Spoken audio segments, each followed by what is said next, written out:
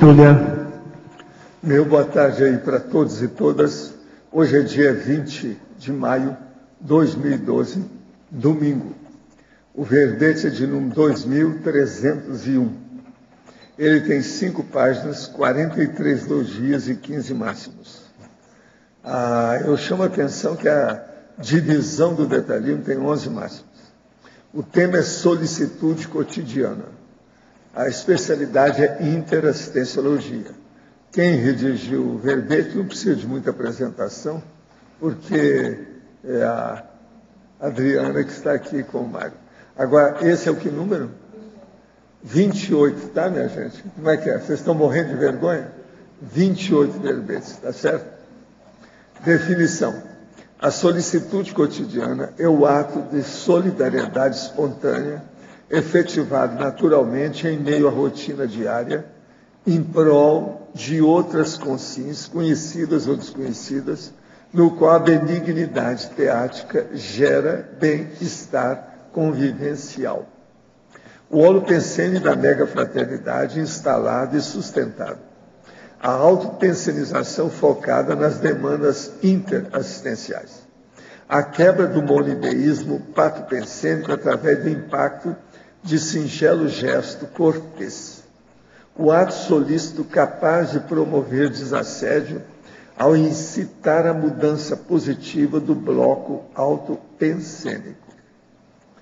A valorização dos atos gentis, as boas ações diárias, as atitudes de carinho e respeito, a iniciativa solidária e voluntária, a mini extra pauta assistencial, o atilamento quanto à identificação das carências de auxílio, a sensibilidade às necessidades alheias, o ato de olhar para fora de si, a cooperação desinteressada, a prestação de ajuda não remunerada. E tem mais coisa ainda. Agora, a ação inspirada por amparadores extrafísicos, a interacuidade multidimensional para identificação de requisições interassistenciais provenientes de consciências amparadoras.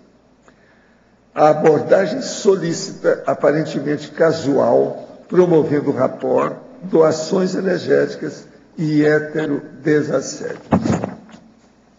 Agora, na argumentologia, nós temos o tópico taxologia, com a solicitude e 2 tipos básicos. Tem o outro tópico de manifestação, com 4 categorias de manifestações predominantes listadas numa ordem da fisiologia, do funcionamento. E tem também o tópico das solicitudes. Esse aqui vale a pena vocês verem com calma, porque ele é muito prático. 35 exemplos de solicitudes observadas na vida diária, seja por gentileza ou em resposta à necessidade alheia imprevista, realizada em favor de conhecidos ou estranhos, deliberadas pelo autodiscernimento cosmoético do agente. Na remissiologia dos 15 verbetes, nós destacamos 5. Altruísmo, assistência realista, assistência sem retorno, beneficência e tempo assistencial. Frase enfática. A solicitude cotidiana é a postura de empenho zeloso pelo bem-estar alheio, fruto da lucidez quanto às repercussões benéficas e vantajosas da geração de clima interconsciencial sadio. Você, ou para você, as práticas solícitas são hábitos retineiros? Desde quando? Eu chamo a atenção que a bibliografia tem 5 itens, 5 fontes. Agora, a mega-análise aqui com João Paulo, nós temos 20 itens. Solidariedade, sociabilidade, civilidade, disponibilidade, prestatividade. Benignidade, acolhimento, autodiscernimento, prontidão, gratidão e discrição. Interassistenciologia, cosmoeticologia, conviviologia, cortesia. Empatia, gentileza, hábito, respeito e sorriso. Agora, A estereotipologia, nós chamamos atenção aqui para os processos da própria vida e principalmente sobre o corpo humano. Vale a pena ver aí para a gente atualizar certos conceitos. Agora, no questionamento. O senhor comenta que é preciso matar a formiga com bomba atômica no trabalho com as energias, especialmente no trato com assediadores. E inspirando-me nesse comentário, entendi que todo trabalho assistencial deveria evocar amparadores do mais alto escalão evolutivo pelos pré-serenões dedicados à assistência. Nesse sentido, visando evocar os serenões em todas as práticas assistenciais, a partir de agora, e já gostaria de maior esclarecimento. De que forma o senhor chegou ao número 54 serenões através de suas pesquisas? Isso aí foi feito comigo e a outros projetores conscientes. E a gente fez através de estatística, pelo total que havia, correspondente ao universo de cada serenão, dá mais ou menos, naquela ocasião, 54 serenões. Eu fiz isso mais ou menos na década de 70. Agora, eu quero te falar, abrindo um parênteses aqui na minha resposta, é que a gente não deve estar fazendo evocação de serenão, nem de ninguém, não. Você tem que fazer o trabalho e deixa desaparecer por eles. Evocação é coisa de bicho, de religião, de fanático religioso. Tira isso da sua cabeça. Deixa de fazer. Você é um médico. Não precisa disso. Nada de estar fazendo evocação. O seu trabalho já é uma evocação. Senão daqui a pouco você está fazendo prece, está acendendo vela, fazendo besteirada. Isso tudo é liturgia dispensável. Eu não preciso disso. Agora, o senhor teria uma listagem desses 54 serenões com seus respectivos traços pessoais. Você não quer nada, né? Que pudesse torná-la pública, além do item 689 do livro 700 Experimentos, é onde eu abordo vários. É por ali que você tem que ver. Outra coisa boa que você pode ver é na enciclopédia. Olha lá, pega pelo Find e põe assim, serene, até aí. Aí você vai ver serenologia, serenões, uma opção de coisa que tem. Aí vale a pena. Agora, ó, não adianta estar fazendo evocação de gente grande, não. Quando precisar, eles são primeiro a vir até você. Quando você evoca, você está querendo, está sendo muito encherido, bisbilhoteiro, intrusivo. O que mais quer que tem? Tudo isso, tá certo? Intruso. De modo que fica aí na sua insignificância, mas procure ficar um gigantesco dentro da insignificância. É o que a gente faz. Agora, só de você trabalhar, você já fez a vocação. Não precisa de besteira, não. Senão daqui a pouco você está fazendo Padre Nosso, Ave Maria, não sei o que é, besteirada. Tenho rememorado fatos da infância que explicam uma série de trafares e que têm me causado grandes travões. Essas lembranças estão relacionadas aos meus pais e situações que pensei estarem resolvidas, porém só me enganei até agora. Gostaria de saber a melhor forma de me assistir sem causar um estrago maior. Isso tem gerado desconforto e falta de confiança nas pessoas, em mim e até no amparo. Você quer falar alguma coisa que seria bom aí, que é o processo de assistência, né? Do jeito que ele está falando. Ele está querendo uma ajuda de qualquer maneira para isso, para essa condição dele. Que ele lembra das coisas de infância, isso aí está perturbando ele, as lembranças. Bola para frente, né? Eu acho que tem que dar um jeito. Ou você procura um processo terapêutico, alguma coisa que você vai mexer nisso de uma forma a você elaborar e bola para frente, se você não conseguir fazer isso sozinho, mas ficar focado no passado não vai te ajudar muita coisa, não. Agora, ó, é um comunicado da OIC para todo mundo aí. Organização Internacional de Consciencioterapia. Comunicamos a todos os interessados em adquirir um terreno na Cognópolis que o condomínio Rose Garden encontra-se em fase final de venda dos últimos lotes de 600 metros quadrados. O Rose Garden terá 7.000 metros quadrados de área verde, sendo 5.000 na frente e 2.000 metros nos fundos do condomínio. O valor do lote é R$120 mil à vista, ou 130 mil em 12 prestações. É uma grande oportunidade diante dos preços hoje vigentes no mercado de Foz do Iguaçu. Mais informações é só mandar rosegarden@oic.org.br. O fone é OIC 30251404.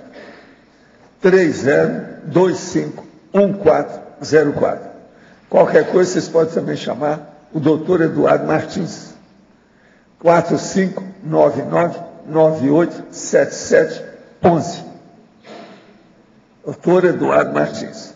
4599-987711. Então a máquina hoje para falar, não é? Agora, gente, fundamentos da conviviologia. Isso vai ser em agosto, no dia 24, 25 e 26 de agosto. É no dia de Caxias. Agora, o que se passa? Temos aqui 9 professores escalados para falar na sexta-feira, no sábado e no domingo, que é o dia 24, 25 e 26 de agosto. Os temas são muito importantes. Princípios da convivialidade madura, convivialidade pró-dispersidade, conviviograma, fito e zooconvivialidade, interdependência evolutiva, cosmoética e biodiversidade, convívio interassistencial. Aí entra o autoconvívio, as amizades, a dupla, a família, o trabalho, o paraconvívio. Vale a pena vocês estudarem isso aqui. Esses fundamentos da conviviologia são importantíssimos. Agora, tem gente muito boa aqui no meio, tá? São 9 professores sérios.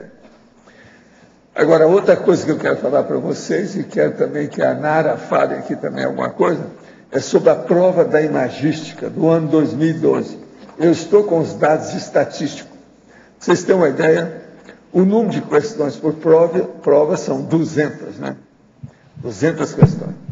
Total de correlação possível são 14.800.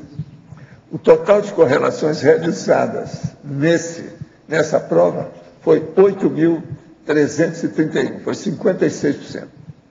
Agora, total de participantes, 74. Alunos da primeira vez, 43. Olha, mais da metade. Alunos reciclantes, 31. Gênero feminino, 43. Gênero masculino, 31. Equipe, 9 pessoas. Agora, as pontuações. Provas com 200 correlações. 5 alcançaram as provas. Maior nota, 7,75 pontos. Objeto, telefone castiçal, 155 itens. Melhor aproveitamento acima de 100 correlações. São 107 itens válidos. Dá um total de 90,65%. Objeto que chamou mais atenção, bicicleta. Intervalo de notas. Aqui tem uma série de condições aí dessa. Tem um comparativo da prova da imagística de 2009, 2010, 2011, 2012. São 4 vezes que nós tivemos. Então, ó, eles estão, pouco a pouco, abaixou muito no segundo ano. Agora está começando a aumentar de novo os que estão participando. O povo está tomando vergonha na cara e está começando a entender o valor do curso. A maior nota até agora foi em 2010, 9,5. A maior nota desse ano foi 7,75. Foi a menor de todas. A maior nota desse ano foi a menor de todos os 4 anos. Agora, a total de correlações está aumentando também. No segundo ano caiu, mas agora está começando a aumentar. O terceiro aumentou e esse agora também aumentou. Agora, comparativo médio entre correlações, notas e aproveitamento. E tem também realizar as 4 provas. Esse aqui é bom eu falar. Eduardo Martins, o Igor Habib, o Laeno Loche, a Maria Cristina Bassanese, a Marta Ramiro, o Pedro Fernandes e a Sandra Tornieri. São 7 batutas do sertão que passaram na frente, todo mundo que fizeram todas as provas. Agora, aqui tem outros detalhes, com muita coisa. Se alguém quiser ver mais, está aqui na minha mão. E qualquer coisa ela vai falar também. Estou aqui, professor. Fala lá para nós. Eu queria colocar que essa prova, as provas, a primeira e a segunda prova foram bem tensas, né? O clima da prova foi bem tenso, as pessoas estavam preocupadas. Nessas últimas provas, a gente tem observado que isso tem melhorado, as pessoas têm ido para a prova de maneira mais tranquila, mais serenas, enfim, têm feito a prova com maior tranquilidade. Também a gente percebe que o número de 200 continua baixo, mas progressivamente ele tem melhorado. Agora, essa prova, devido ao nível de subjetividade, e aí não é possível que a gente possa, depende do objeto, a pessoa poder fazer mais ou menos acertos. Às vezes ela pega um objeto que favorece, enfim, que tem maior conhecimento sobre, ela vai mais longe, às vezes não. Mas um elemento importante também que a gente gostaria de ressaltar é que esse ano, desde o início, desde a primeira prova até a quinta prova, a primeira a gente teve um número muito grande de pessoas, 120 pessoas, e depois baixou. E esse ano a gente, de novo, conseguiu obter um número de pessoas grande, que é 74 pessoas fizeram a prova esse ano. A última prova foi 55, então melhorou bastante. Eu queria só chamar a atenção para as questões que são mais, para os erros mais comuns que têm acontecido com as provas, que é, as pessoas erram mais por imprecisão, por repetição, por suposição. A explicitação também esse ano melhorou um pouco, porque as pessoas colocavam muitos tópicos, mas não explicitavam, isso ficava impreciso. Esse ano melhorou em termos de explicitação, mas os erros que nós temos, que se repetem mais, são dentre esses motivos: imprecisão, repetição e suposições. Outro aspecto que diminuiu bastante em relação às outras provas são os desvios. A pessoa começava fazendo a prova com relação ao objeto, daqui a pouco pegava uma vertente, ou enfim, uma ramificação, e aí levantava um número expressivo de considerações com essa ramificação, o que então caracterizava um desvio. Esse ano a gente teve menos casos de desvio. Eu acho que é isso. A princípio, o professor Roberto, no final da tertúlia, vai passar uns slides com mais dados. A gente vai estar distribuindo as provas durante toda a tertúlia. E se alguém tiver alguma dúvida, todas as provas têm o e-mail do professor avaliador. É só escrever um e-mail e agendar um horário para discutir a prova. Nós gostaríamos de sugerir que cada vez mais participantes fizessem um contato mais estreito com os avaliadores, porque a gente acha que isso ajuda as pessoas a compreenderem as razões pelas quais, né, as questões foram invalidadas, e também porque, se houver um erro de validação, a gente pode corrigir e retificar a nota. Obrigada. Gente, eu também queria agora esclarecer uma situação. Nós estamos falando lá na mini tertúlia sobre o processo da regra ou razão áurea. Então, alguém perguntou isso, inclusive o Arlindar está querendo saber. Se você quiser, anota agora as coisas aí. Está com caneta, papel? Porque isso aí tem que anotar, principalmente o número, né? A razão áurea é uma constante real, algébrica e racional, equivalente a 1,61803399. Vou repetir. 1,61803399. Agora, essa regra áurea é também conhecida como proporção áurea, razão de ouro, número de ouro ou divina proporção. São os bobocas lá, né? Entre outras denominações. Pode ser obtida através de desenvolvimento matemático.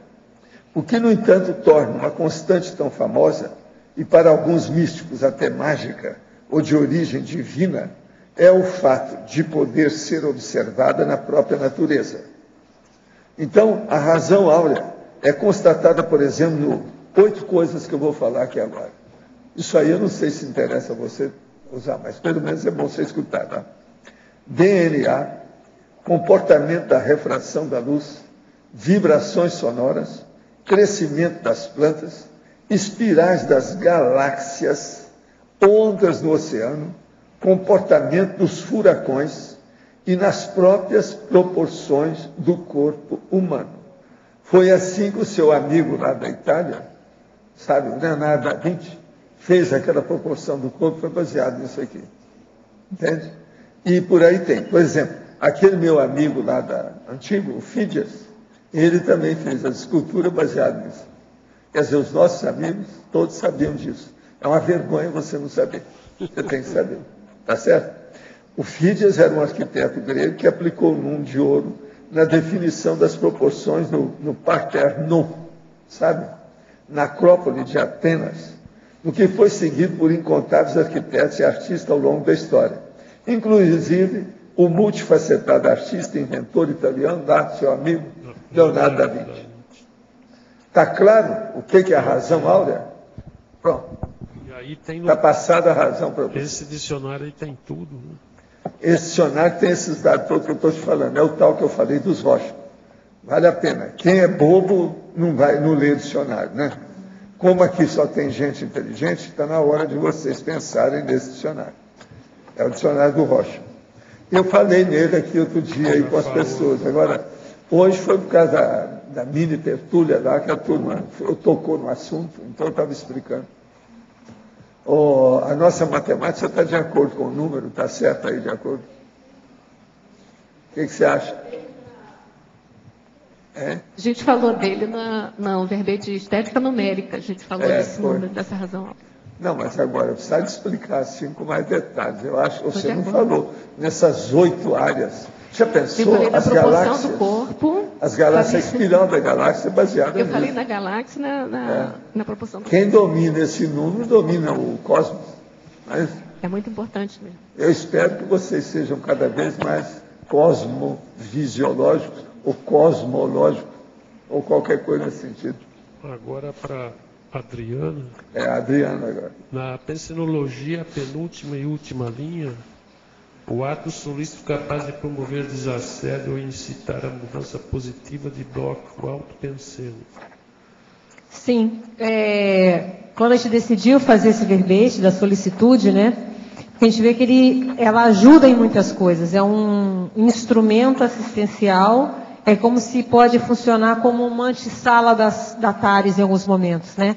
Então, por exemplo, num caso aqui, a pessoa, vamos supor que tem alguém lá que está ruminando, encaramujado, né? Então, você, através de uma solicitude, você faz algum ato para ela, que é totalmente inusitado, que ela não está esperando, pode ocorrer o quê? A quebra de um monoideísmo patopensênico. Então, aquilo gera um impacto. Ela está ali, às vezes, fechada no mundo dela, e aí você faz aquilo, a pessoa leva um impacto, e isso pode acontecer o quê? Que eu venho depois.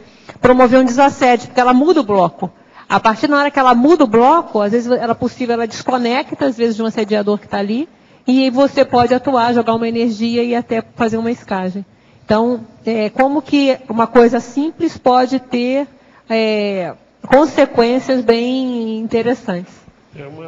Tudo disso de solicitude são práticas até simples, mas É bastante úteis. Né? Tudo muito simples, né? Agora aqui na tecnologia, sim, tem a segunda linha, essa técnica assistencial do mimo energético, eu não sei se já tem verbete. Tem sim. Já tem um tempo esse verbete chamado mimo energético, que é aquele presente que você dá cheio de energia para a pessoa.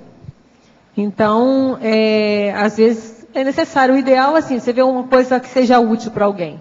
Então você vai lá e você pode, é um ato solícito, você vê você sabe que aquela pessoa gosta de alguma coisa, ou está precisando de alguma coisa. Aí você está passando e você vê aquilo para vender. Vai lá, você pode doar, ou até uma coisa que você tem em casa. Então, e você joga, isso ele não vai puro, ele vai com as melhores energias. Então essa é a técnica do mimo energético que vale a pena dar uma lida no verbete. Agora, na última coisa, na binomiologia, o binômio metafórico peito aberto e porta aberta. Porque é metafórico mesmo, né?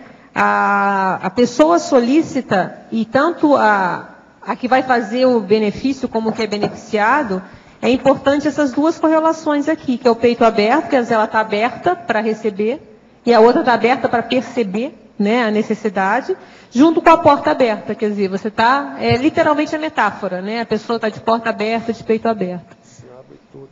É interessante, essa metáfora é interessante, eu até cheguei a escrever um artigo, muito na época da psicologia ainda, eu escrevi de peito aberto, porque teve uma paciente que, a cirurgia cardíaca, ela abre o peito, né? E um dos relatos, aí é um artigo que eu faço falando desse caso, né? E uma das coisas que é interessante é que ela fala assim, foi necessário abrir em meu peito para eu ficar de peito aberto. Então, achei que foi tão interessante, né, essa fala dela lá, depois do pós-operatório, né, com toda... E aí até foi um caso que eu tive interesse de relatar e contar. Então, esse negócio do peito aberto é muito sério. Tá ok, obrigado. Adriana, aqui no B, na fatologia, na quarta linha de baixo para cima, a coerência etológica da consinha feita, a interassistencialidade interconsciencial. Você poderia ampliar esse até a gente vai tirar um inter aí, que ficou inter, né? Tá. Já vai ser tirado. Por que a gente está falando aqui? São essas, cada vez mais eu estou atenta a isso, né? Porque eu vejo que a solicitude, não só a gente fazer, mas como a gente observar e receber, a gente aprende muito com isso. Eu vejo que ele tem um percentual grande de TARES. Não é? Porque a gente aprende, às vezes, quando a gente recebe uma solicitude inesperada, ou a gente vê um ato, a gente fala, nossa, eu nunca tinha pensado nisso, eu nunca tinha pensado numa necessidade, como alguém poderia cumprir essa necessidade. Então, é muito esclarecedor. Tá. Então, como que a gente volta aqui? Se nós todos aqui estamos buscando fazer assistência, a gente já caiu a ficha de que a gente vai evoluir fazendo assistência aos outros, né? Então, tudo isso já está na pele. Então, a atenção à solicitude é uma coerência. Sim. Se eu sou assistencial, eu tenho que ser assistencial, buscar ser assistencial o tempo todo. Então, isso que é o grande desafio, implantar essa solicitude na vida dioturna. E nessa mesma linha, na página, umas linhas acima, você coloca o altruísmo pragmático. Mais ou menos tem relação com isso também.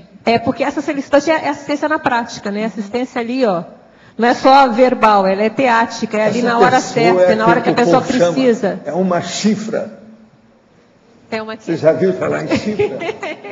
Não, chifra é a pessoa espetacular, fora de série. Tá? É justamente isso aí. Como podemos ampliar a solicitude no que diz respeito à megafraternidade para chegar à transafetividade?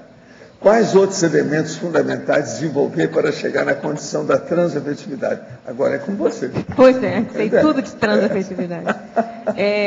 Bem, entende ela.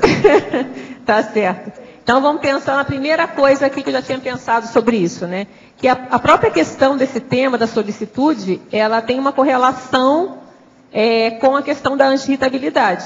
Pelo menos eu não me lembro de ver ninguém irritado sendo solícito com alguém. Porque geralmente quando a pessoa está irritada, ela está muito fechada naquela própria irritação, é muito difícil ela estar aberta. Então, eu vejo que nesse caminho da transafetividade, que é começar a cortar a irritação, que é um dos primeiros passos, né?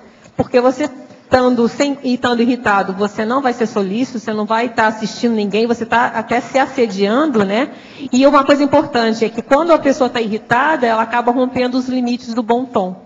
Então eu vejo que às vezes quando a gente está irritado é que a gente pisa mais na bola, né? É onde que a gente às vezes perde a palavra, perde o jeito. Então essa questão da irritação é muito séria. Então, como você queria um caminho, eu digo, o caminho que está agora, que está todo mundo atrás, né? Teve até uma técnica, né, do AA, que nosso colega Everton falou, né, de não por hoje, tentar não se irritar a cada dia, isso é muito sério. Então o caminho é esse, vamos começar com a irritação, que já é um grande caminho andado. Agora, ó, da minha parte aqui para a nossa amiga, eu quero dizer o seguinte, a condição, o elemento fundamental é o amor, a fraternidade, a afeição que eu dedico a você, que transcende a sua própria formosura. E quem perguntou é uma mulher muito bonita. Então, que transcende isso, é a nossa fraternidade em torno de você. Agora, ó, isso é o processo das comunex. Tudo é amiga da gente, né? Da intermissão. Agora, ó, na 7ª linha da fatologia, poderia exemplificar a maturidade consciencial explicitada em atos cosmoéticos sutilíssimos. É o que a gente tinha falado antes, né? A gente observando consciências mais maduras, né? A gente começa a ver como que às vezes existem situações tão sutis de auxílio, de solicitude, que a gente fala, opa, então às vezes é uma cosmoética muito mais, como a gente vai dizer, sutil mesmo, não é tão óbvia, né?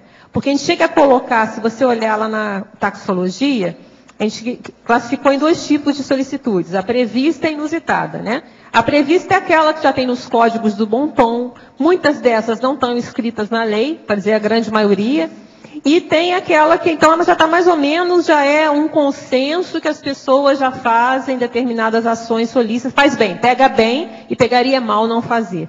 E existe outro nível, que são aquelas inusitadas, que já tem a questão da cosmoética mais firme. Então, ela não é tão óbvia. A maioria das pessoas não se dão conta.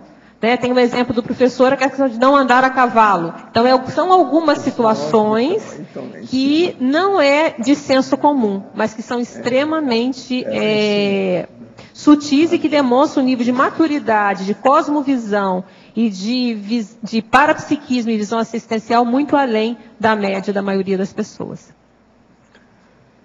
Numa multidão, sou solicitado em meu cotidiano a dar informações às pessoas nas ruas que se encontram perdidas. E, no entanto, considero minha comunicação pessoal um trafar pessoal. Tenho considerado essa solicitação cotidiana um impulso dos amparadores para estimular minha comunicação interpessoal. E isso tem se tornado mais frequente após os 20 EVs diários. Existem outros exemplos de situações como essa? Não, olha, eu vejo que isso aí está mostrando... Seria bom ler a listagem. Tá? Tem a questão do amparador, mas tem uma coisa séria que talvez você não atinou. Você está fazendo 20 EVs diários.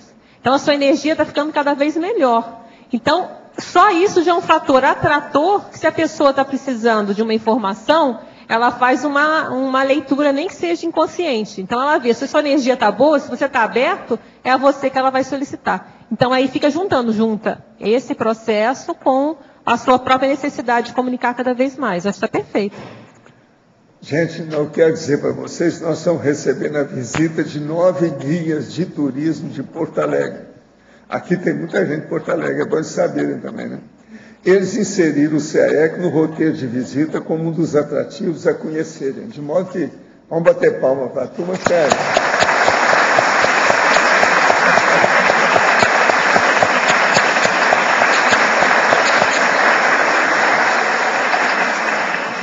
Nós temos aí a comunidade porto-alegrense gaúcha, que é enorme, eu quero dizer para vocês. É muita gente que trabalha comigo que é de lá. No modo que vocês estão visitando, é gente de vocês mesmo. Está tudo em casa. Oi, Adriana. Na página 17, na patologia, a terceira linha, o aquilamento contra a identificação das carências de auxílio. Você podia ampliar? Exatamente, porque a solicitude, ela é justamente essa atenção, esse juízo da onde tem a carência. E aí vem logo depois a sensibilidade, as necessidades alheias e o ato de olhar para fora de si. Porque, pelo que a gente observa, que a gente vê, né, e a gente vê nos livros e tal, a solicitude, você está solícito, você tem ele exige uma disponibilidade assistencial, também uma hiperacuidade assistencial. Tanto é que tem lá na renissologia o verbete hiperacuidade assistencial. Você tem que estar atento, estar olhando para fora de si. A pessoa que está muito fechada, a gente deu o exemplo da irritação, né? Mas se a pessoa está muito presa nas próprias questões, ela tem a tendência o quê? A se fechar e ela não vai estar atilada o que está acontecendo à volta. O que é a solicitude que a gente está colocando aqui? É justamente isso, é você ver uma necessidade na hora e agir em cima do lance, prontamente. Para isso, você tem que ver a situação. E você identificar que nessa situação há uma carência de auxílio que você pode ajudar. Se está encaramujado, não vai enxergar. Então, era isso que a gente queria ressaltar. Sim, Malu. A gente vê que é uma questão de foco, né, de interesse.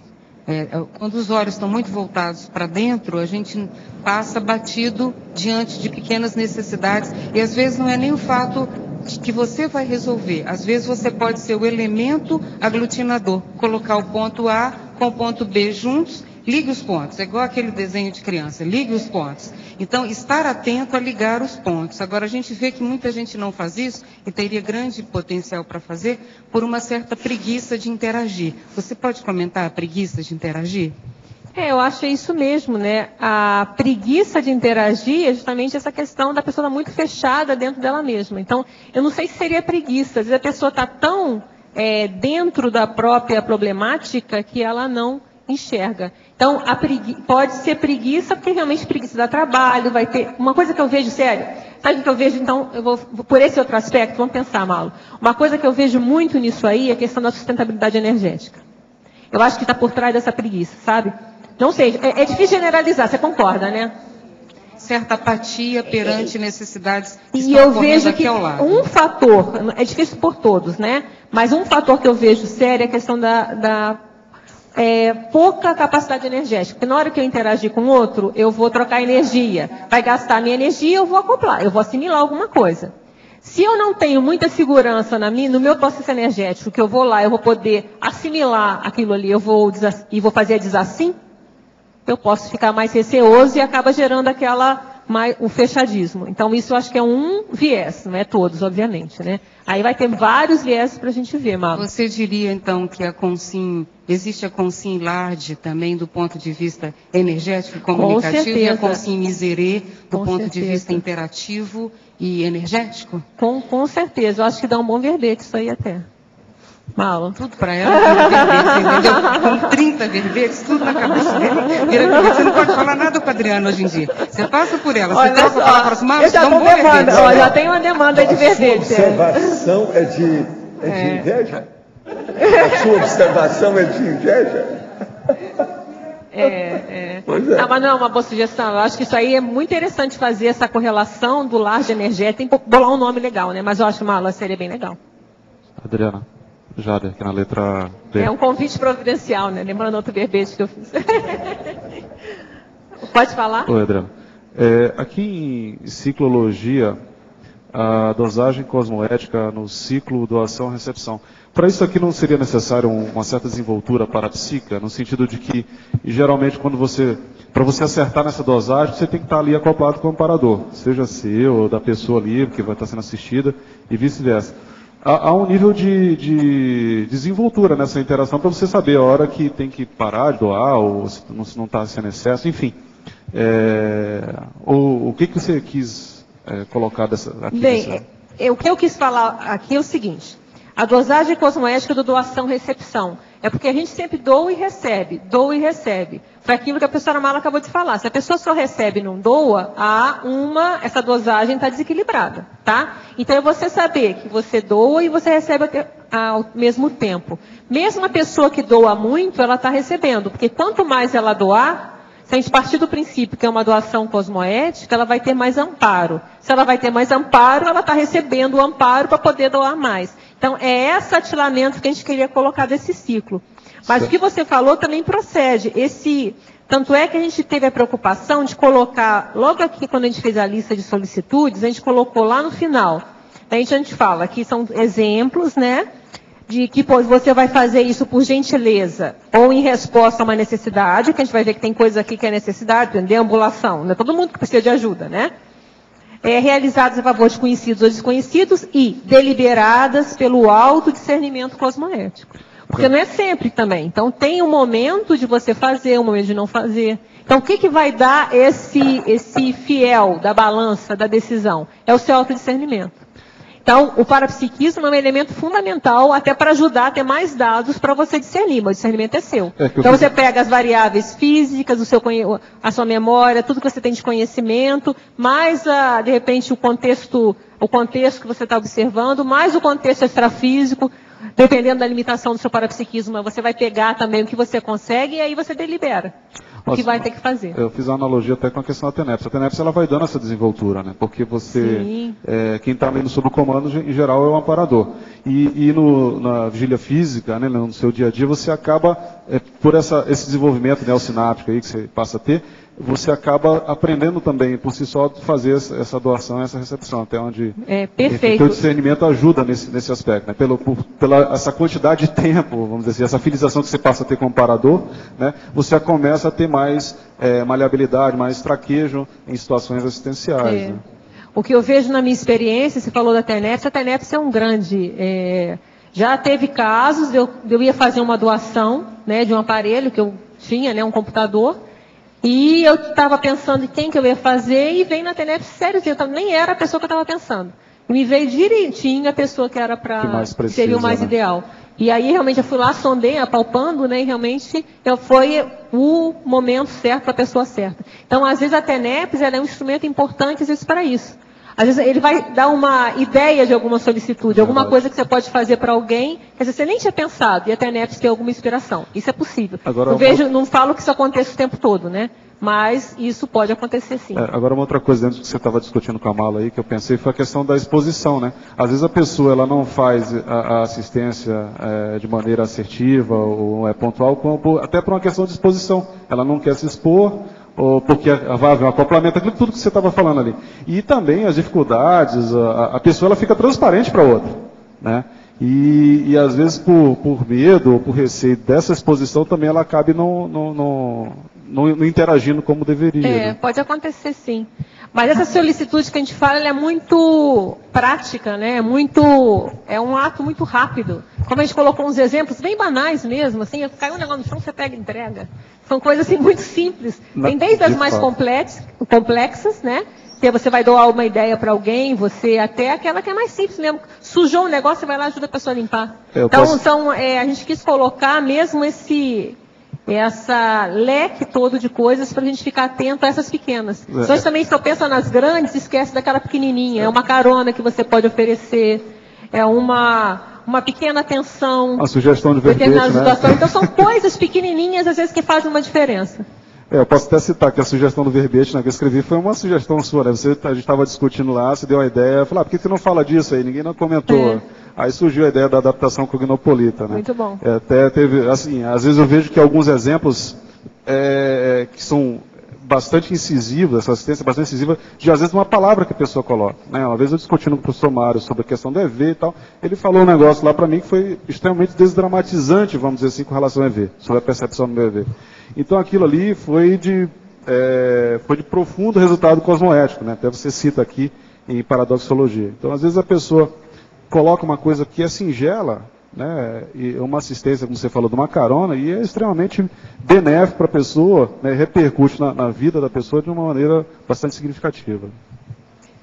Adriana, página 21, por favor. Sim. Vamos lá. Pode falar. Bibliografia específica, você pode comentar o item 1, 2 e 4? Está falando do livro? Sim. Está aqui, ó. 1, 2 e 4. São os 3 de gentileza, né? São 3 livros simples. O que eu gostei mais foi esse primeiro aqui, ó. E esse aqui eu já tinha escrito o verbete. E aí foi nessa viagem a Caxias, eu peguei esse livro aqui e falei, nossa, é muito bom. As pessoas gentis são mais felizes. Como agir quando alguém é grosseiro com você. Então, e ele tem vários insights aqui bem interessantes na questão da gentileza mesmo, do processo, né? Tem uma coisa que eu descobri aqui que eu não conhecia, por isso que não está no verbete. Que tem um magistrado inglês chamado Sir John Freshney Moulton, não sei se eu pronunciei certo, magistrado britânico, que ele escreveu sobre a obediência ao inobrigável. Então, que é assim, é uma esfera humana das situações que não são prescritas por lei, mas ao mesmo tempo elas não são totalmente livres. Você não é totalmente livre de não fazer. Por exemplo, você ceder um lugar no banco de um ônibus para uma pessoa deficiente. Você não é obrigado a fazer. Mas ao mesmo tempo você não fazer, há uma obrigação moral. É como se é um pacto entre as pessoas, né? Que a gente fala aqui. Ele fala um pacto tácito que também nos beneficia. Então, por exemplo, eu descobri isso aqui. Tem várias interações bem interessantes nesse livro aqui, tá? Os outros já são um pouquinho mais simples, mas também tem umas coisas bem interessantes. Esse aqui da Rosana Braga, O Poder da Gentileza, eu comprei no aeroporto. Tem muito livro que a gente compra no aeroporto, né? A gente fica lá horas, né? Então, ó, O Poder da Gentileza. O modo como você trata as pessoas determina quem você é. Então, também, ela fala muito aqui do profeta gentileza, tem umas coisas interessantes. E esse último é O Poder da Gentileza, descubra como a simpatia e a delicadeza pode transformar a sua vida. Esse também tem algumas coisas interessantes aqui. Então, eu falei aí na ordem de aproveitamento, né? Do que eu percebi, eu acho que vale a pena a leitura, principalmente desse primeiro aqui, ó. Adriana. Isso aqui é da editora Best-Seller, é tudo aí, né, na bibliografia. Fala. Adriana, nós comentamos ali a questão da preguiça de interagir, e é porque a pessoa às vezes teme o envolvimento energético, ou você falou da falta de sustentação. Está ouvindo, gente? Isso. falta de sustentação energética que foi comentada anteriormente, por isso talvez a preguiça de interagir ou a limitação, a hesitação. Por outro lado, seria bom a gente também comentar o ganho energético da interação. Então você vê, eu estava aqui quieta no meu canto, lendo seu verbete, pensando e matutando as minhas coisas. Quando eu fiz a interação com você, imediatamente teve um plus de energia. Então, essa condição da gente entrar no debate, expor alguma coisa, interagir com outra pessoa, faz um plus, porque você está de lá, eu estou de cá. Junta as duas, dá um terceiro elemento, que é mais energético do que estava antes. Perfeito. Então, essa condição muita gente perde. Você vê que a pessoa, às vezes, ela está lá quieta no canto, ela faz uma interação, daqui a pouco até a circulação periférica dela modifica. Os olhos, tudo modifica, por causa da interação. Então, como a pessoa perde, empobrece o seu processo energético por não interagir. Você vê, por exemplo, é muito comum nas ordens religiosas aquelas pessoas totalmente desenergizadas, principalmente aquelas que têm voto de silêncio. O voto de silêncio, então, é mortal, porque a pessoa fica ali totalmente consumida por si mesma, com as suas, muitas vezes, pato-pensanidades. Falar em interação, eu quero lembrar para vocês que o telão está funcionando. Olha lá, se a gente dá uma banana, ó, todo mundo vê. Mas eu acho bem relevante isso que a professora está falando, porque é justamente um dos motivos do verbete, né, mostrar, que a gente fala na frase enfática, ó, a solicitude cotidiana é a postura de empenho zeloso pelo bem-estar alheio, fruto de quê? Da lucidez quanto às repercussões benéficas e vantajosas da geração de clima interconsciencial sadio. E isso que você está falando tem uma relação direta com o próximo verbete que está aí na parada, que é o conversa revigorante. Que está aí na parada para votação. Que nesse verbete, justamente, eu estou querendo falar isso, dessa conversa revigorante. Você vai, aquele papo ali, às vezes, no café, ali na epígrafe, né? A gente tem aquele papinho, às vezes, de 10 minutos, 5 minutinhos, você sai de lá cheio de gás para trabalhar mais 3, 4 horas. Então, é interessante. É legal. Adriana. Pode sugerir.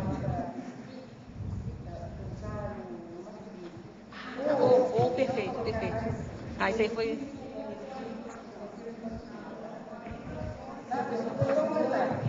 Professor, é para colocar... Professor? Depois eu falo. Depois eu boto. Tá, fala. Sim? Adriana, você... Aqui, no B.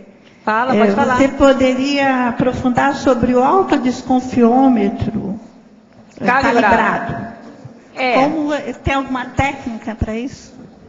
Olha, técnica, sim, eu não tenho, não. O que a gente tenta, eu tento calibrá-lo, né? Nem sempre eu consigo, né? Mas é justamente o desconfiômetro, eu acho que entra a questão da cosmoética, entra a questão do bom tom. É fácil, é só ela dar um pulo a Minas Gerais, faz uma excursão. Porque Minas é danada, né? Isso aí, eu sou... É que eu sou uma carioca mineira, né? Porque eu nasci no Rio, mas vivi tanto tempo em Minas que meu sotaque ficou uma coisa híbrida. Então, o que acontece? O desconfiômetro que eu vejo entra na questão do bom tom, aquilo que a gente fala depois aqui, ó. Logo depois, o acatamento dos heterolimites, evitando condutas intrusivas. Que não chega também o chato, né? Aquele que quer ser solícito o tempo todo, a pessoa não está querendo nada, ele fica insistindo, também é um saco, né? Acho que todo mundo já teve essa oportunidade, né? É bom lembrar você está de dieta, não, mas come isso aqui, não, mas eu estou de dieta. O desconfiômetro, às vezes, é vendido como mancômetro e semancômetro. Semancol. Pode-se de ver que tem vários tipos de aparelho. Você fala também lá na psicologia do discernimento assistencial do ciclo, hora de atuar, hora de omitir. Exatamente, também. Né? Então, eu acho que esse é muito... É a hora, você está atenta, e você vai errar, você vai acertar, então às vezes você erra a dose, às vezes você se omite, às vezes você acerta, às vezes é intrusivo, e aí é nesse alta calibragem, acho que vai nisso, na sua aprendizagem, que aí entra uma série de coisas. Então, aí entra também o parapsiquismo, a questão da sensibilidade, né? Até a gente não falou dela, né? A Glória Calil, né? Chiquérrima aqui. Ela é show, né? E ela fala o seguinte, que pode lembrar da questão do desconfiômetro, que ela fala assim, nesse capítulo é muito prazer, o outro existe. Então ela está falando do outro, fala do egão, E ela fala o seguinte: muitas regras de etiqueta, por exemplo, seriam totalmente dispensáveis se cada um de nós prestasse mais atenção aos sinais que os outros nos dão. Então ela fala da conversa, né? Todo mundo sabe, quando você está conversando com alguém, a pessoa já não está muito aí, já está doido para ir embora. Então, e ela chega a falar aqui, ó. Então, você acha que precisa de um manual para ensinar o momento certo de parar uma conversa? Então ela fala, todo mundo sabe, mas a pessoa insiste, né? Então é esse sensibilidade ao outro que eu acho que cada um tem que ir construindo com uma certa... E é fazendo mesmo, né? E aí entra a questão do egão, porque na maioria das vezes, quando a gente passa dos limites, muitas vezes é porque o egão está na frente. A intenção, você está querendo alguma coisa, você quer ajudar, e essa pessoa não quer. Focar no outro, né? Então eu vejo, não é muito claro, eu acho que é mais ir apalpando mesmo que a gente vai chegando lá, viu, Nilce? Bom, Adriana, nessa linha da flexibilidade, que é o Silva, você pode comentar a mini extrapauta assistencial? Isso até tem a ver um pouco com o convite providencial que a gente falou antes, né? O que acontece? Porque na hora que você, às vezes, acontece uma situação que dá solicitude, você vai parar o que você está fazendo. Tem aquela que é simples, como a gente falou, caiu uma coisa, você entregou. Isso aí é mole, rapidinho, não fez nem cosquinha, né? Mas tem alguma coisa que, às vezes, vai exigir determinado tempo. Então, já aconteceu, às vezes, uma época, época de trabalho, ainda tem muitos anos, né? Então, estava lá naquela época de virar à noite, pensando que tinha que entregar projeto. O pessoal da informática conhece isso, né? Virando noite. No meio lá do negócio, assim, com um prazo em cima, chega uma colega nossa lá passando mal. O que a gente vai fazer numa hora dessa? Tem que parar tudo, né? Fazer o quê? Para, leva. Eu lembro que o meu chefe ficou desesperado atrás de mim, que onde é que ela foi, onde é que ela se meteu. Mas então são pequenos momentos que você tem que parar. Não tem jeito, uma força maior surgiu e você vai ter que fazer alguma coisa. E aí é a hora de saber entre o discernimento, de você ver só eu mesmo, tem alguém, no caso a pessoa era sozinha, não tinha ninguém e tal.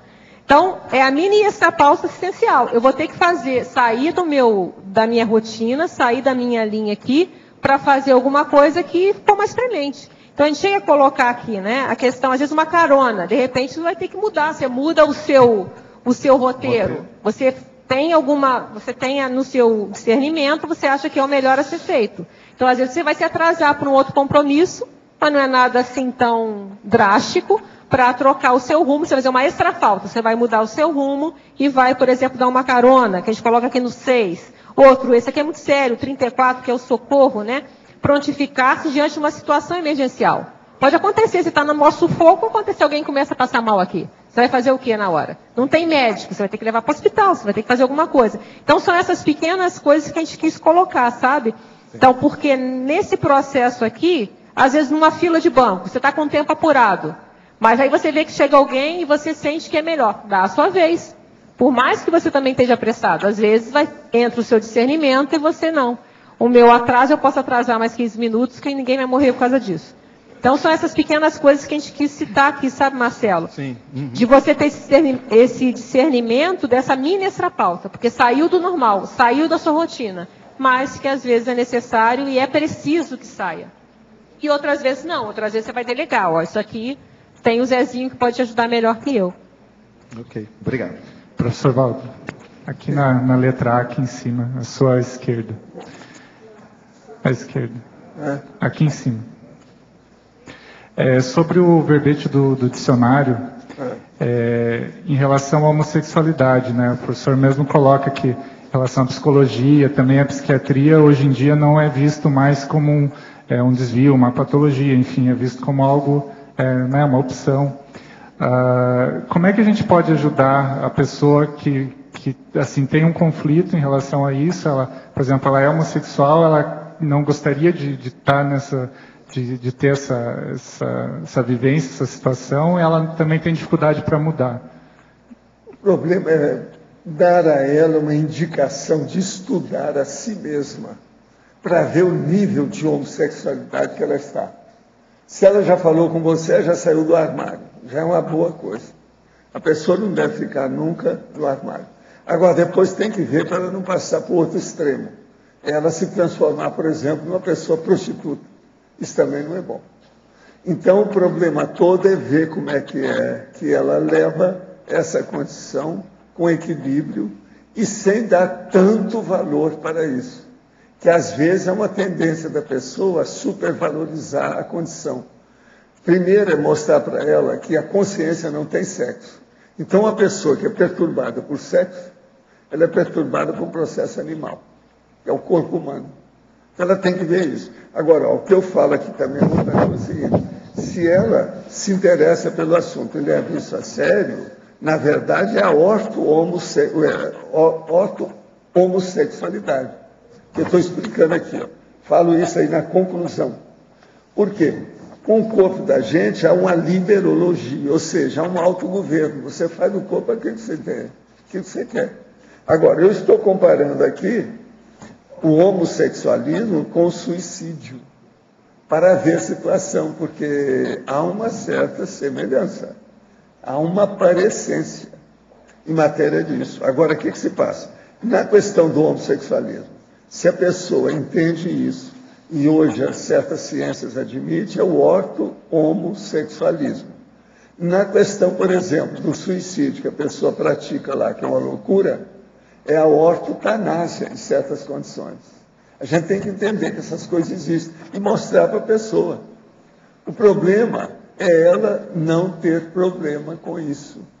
Ela se adaptar ao processo e ver.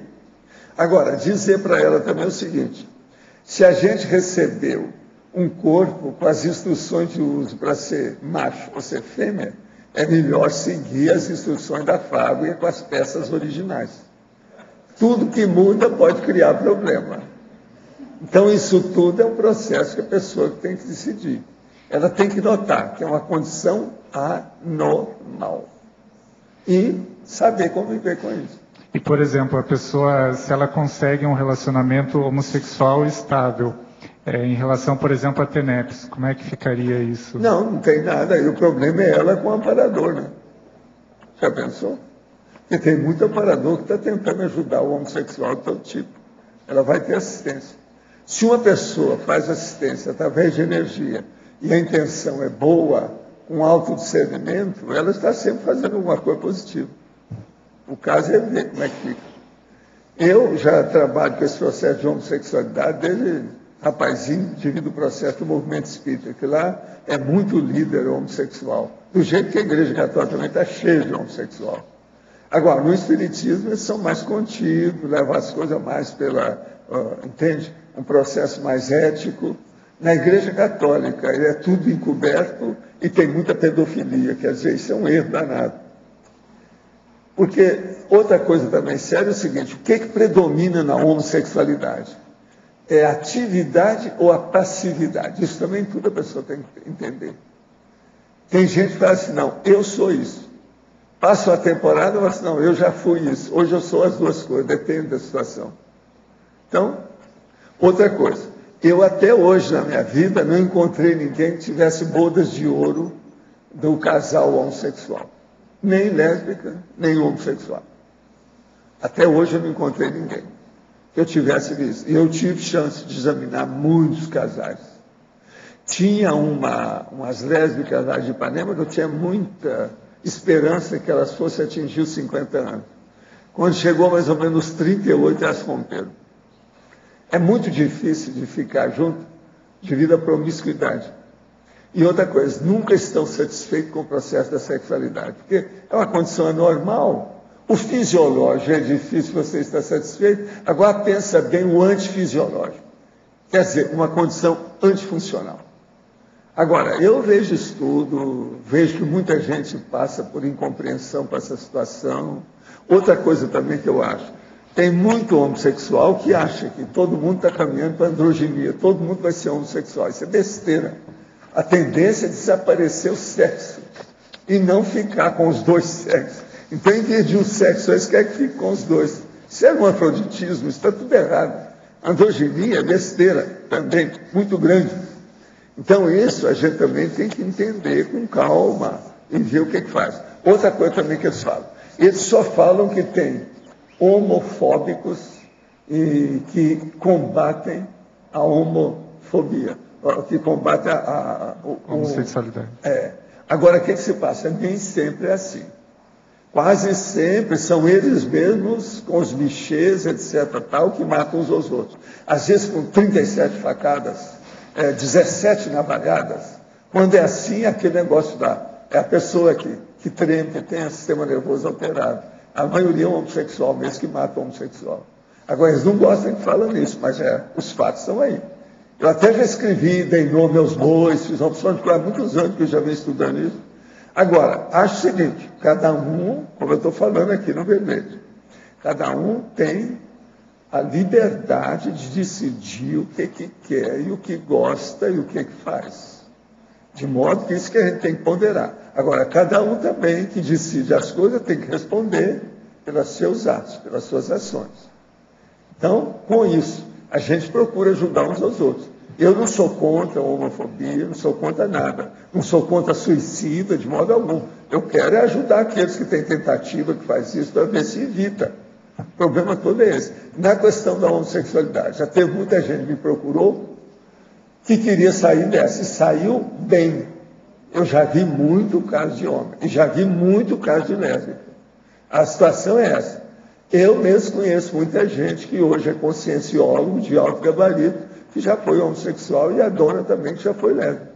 Essas coisas estão nas melhores famílias que a gente conhece por aí afora. E essa mudança veio pela autopesquisa?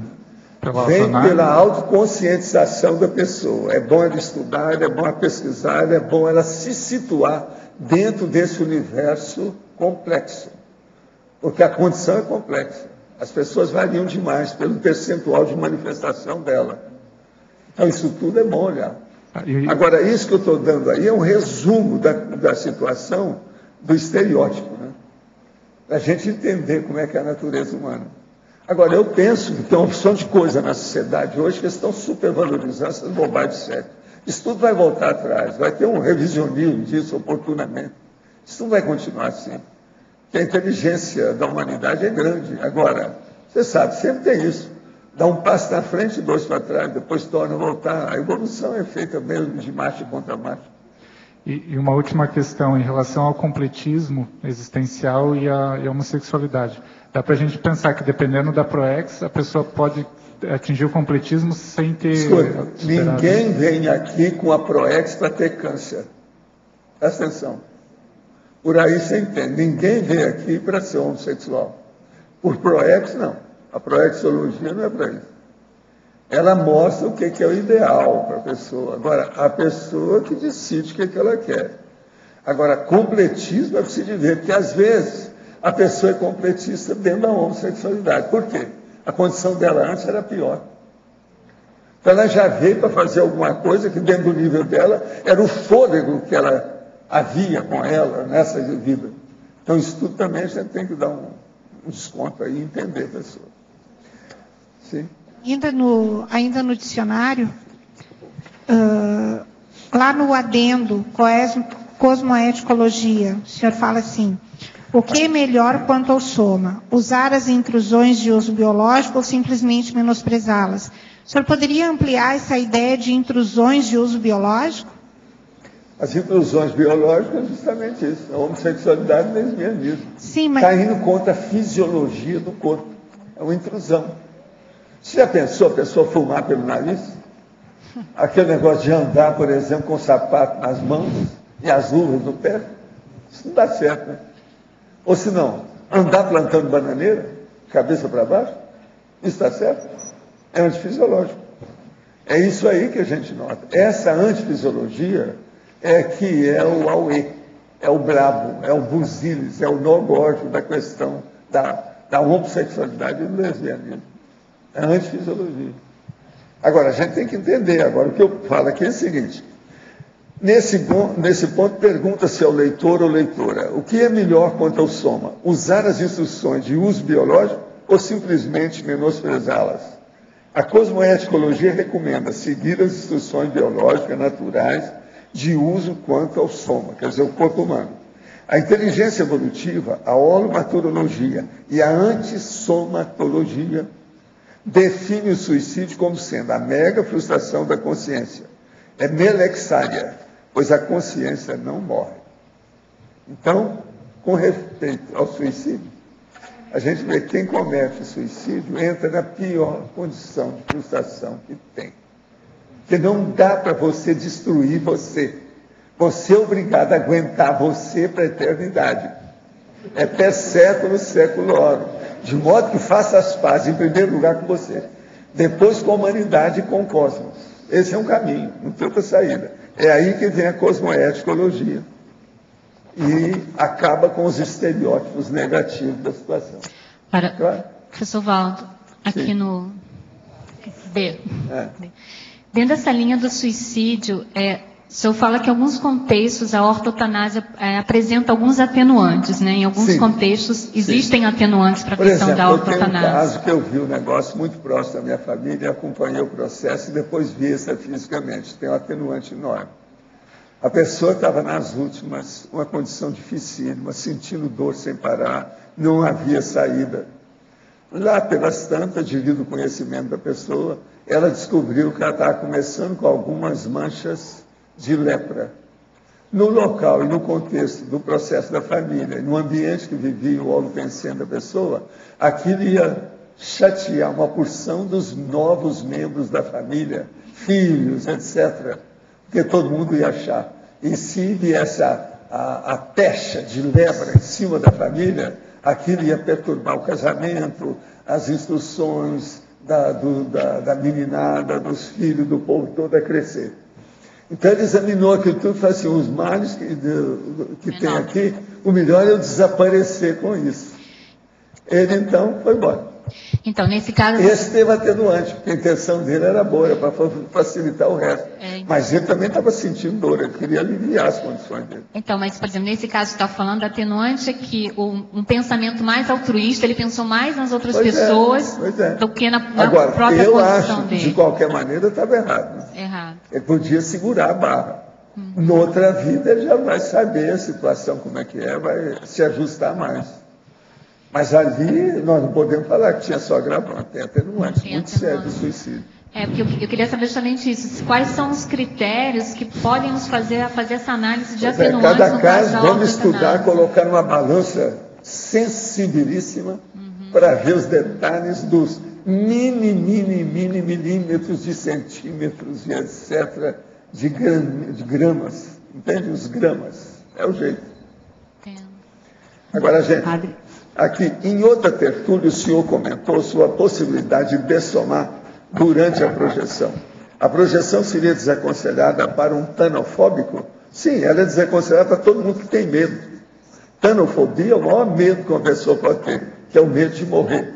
Esse é a mãe e o pai de todos os medos. É a tanofobia. Quem tem medo disso não pode pensar em projeção, de modo algum. Está lá no meu livro, lá, Projeciologia. Para lembrar com detalhes de vidas passadas e intermissão, uma projeção de mental soma isolado pode ser suficiente? Olha, uma projeção só pode ser barba, cabelo e bigode. A pessoa faz tudo uma vez só. Tudo depende. Às vezes uma projeção vexaminosa, que dá bastante vergonha para a pessoa, que mexe com ela, muda a vida da pessoa, ela faz uma reciclagem geral na vida dela. De modo que essas coisas todas podem ocorrer. A gente tem que ficar de olho. Agora, para você, em trinomiologia final da terceira linha, poderia abordar o corte cosmoético do trinômio semblante carregado, desvio do olhar, cara virada? Sendo sincero comigo mesmo, eu confesso que já pratiquei muito esse trinômio doentio por herdar geneticamente por parte paterna um gênio taciturno e sisudo. Ele tem 28 anos. Então você está novo ainda. Ele é um dos que escreve mais aqui todo dia. Não, quem está colocando justamente isso aqui é o oposto da solicitude. Não é? Desde começa antes, autovigilância, ao trinômio, irritação, indelicadeza e inassistência. Então ele até falou antes a questão da irritação, né? Como é difícil ver uma pessoa irritada podendo estar com boa vontade para ser solícita com alguém. E depois a mesma coisa, o corte cosmoético do trinômio, semblante carregado, quer dizer, a famosa cara feia, cara emburrada, né? Tem até o verbete que eu já fiz, o face histriônica, lá tem uma lista de caras. O desvio do olhar, que a pessoa assim, ela não vira a cara, mas ela finge que olha para o vazio, né? Aquela coisa assim, estou olhando para o vazio. Ou a cara virada propriamente dita. Então, são sinais claros de inassistência. Isso aqui não tem nada a ver com a questão do... É o contrário, totalmente contrário à questão da solicitude. Porque a solicitude, justamente, é você estar atento ao que o outro está precisando. Aí você está, simplesmente, fazendo uma exclusão, assim, bem complicada. Tive uma rememoração. Estava numa aula de como fazer dicionário. Está vendo? Deve ser junto com você lá. Gostaria de saber se pode ser uma projeção relembrando meu curso intermissivo ou seria somente um sonho, pois considero um pouco distante da minha realidade atual, pois estou começando a me dedicar mais seriamente à escrita agora. Não, isso aí é para te chamar a atenção, puxar a orelha, você está atrasada com o serviço. Então estão te chamando a atenção. Vamos começar a estudar. Eu quero lembrar você que lá no Holocico tem exatamente 6.000 dicionários.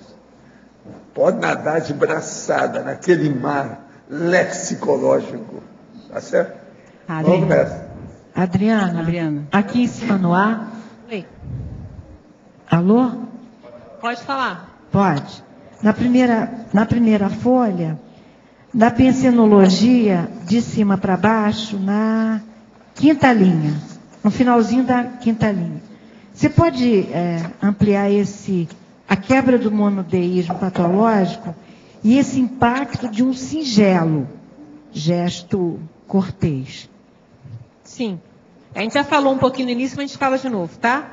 O que a gente queria dizer? É que, às vezes, esse pequeno ato, ele tem um efeito muito maior. Em mim e no outro. Aqui eu estou falando mais do outro, né? Tá. Porque, olha só, porque a pessoa que é o autor, né, o autor da solicitude, ele está atento, como a gente falou antes. Se a pessoa está muito encapsulada ou encaramujada, ela não vai estar vendo o que está acontecendo em volta, então ela não vai ter a prontidão, né, para fazer um ato solícito. Mas para outra pessoa, então a gente coloca antes, a autopessoalização focada na demanda. Então, esse é para quem está fazendo. Agora, quem recebe? Muitas vezes, há essa quebra de um monoideísmo. A pessoa às vezes está fechada lá no mundinho dela, com alguma preocupação, alguma situação, e às vezes, quando alguém vem e faz um pequeno ato singelo, ajuda ela com alguma coisa, aquilo às vezes dá um impacto. Ela não está esperando. Vamos supor aquela pessoa que é bem distímica e está com ódio da humanidade. Então ela está lá, às vezes, pensando, e vem alguém e oferece alguma coisa, às vezes até um desconhecido.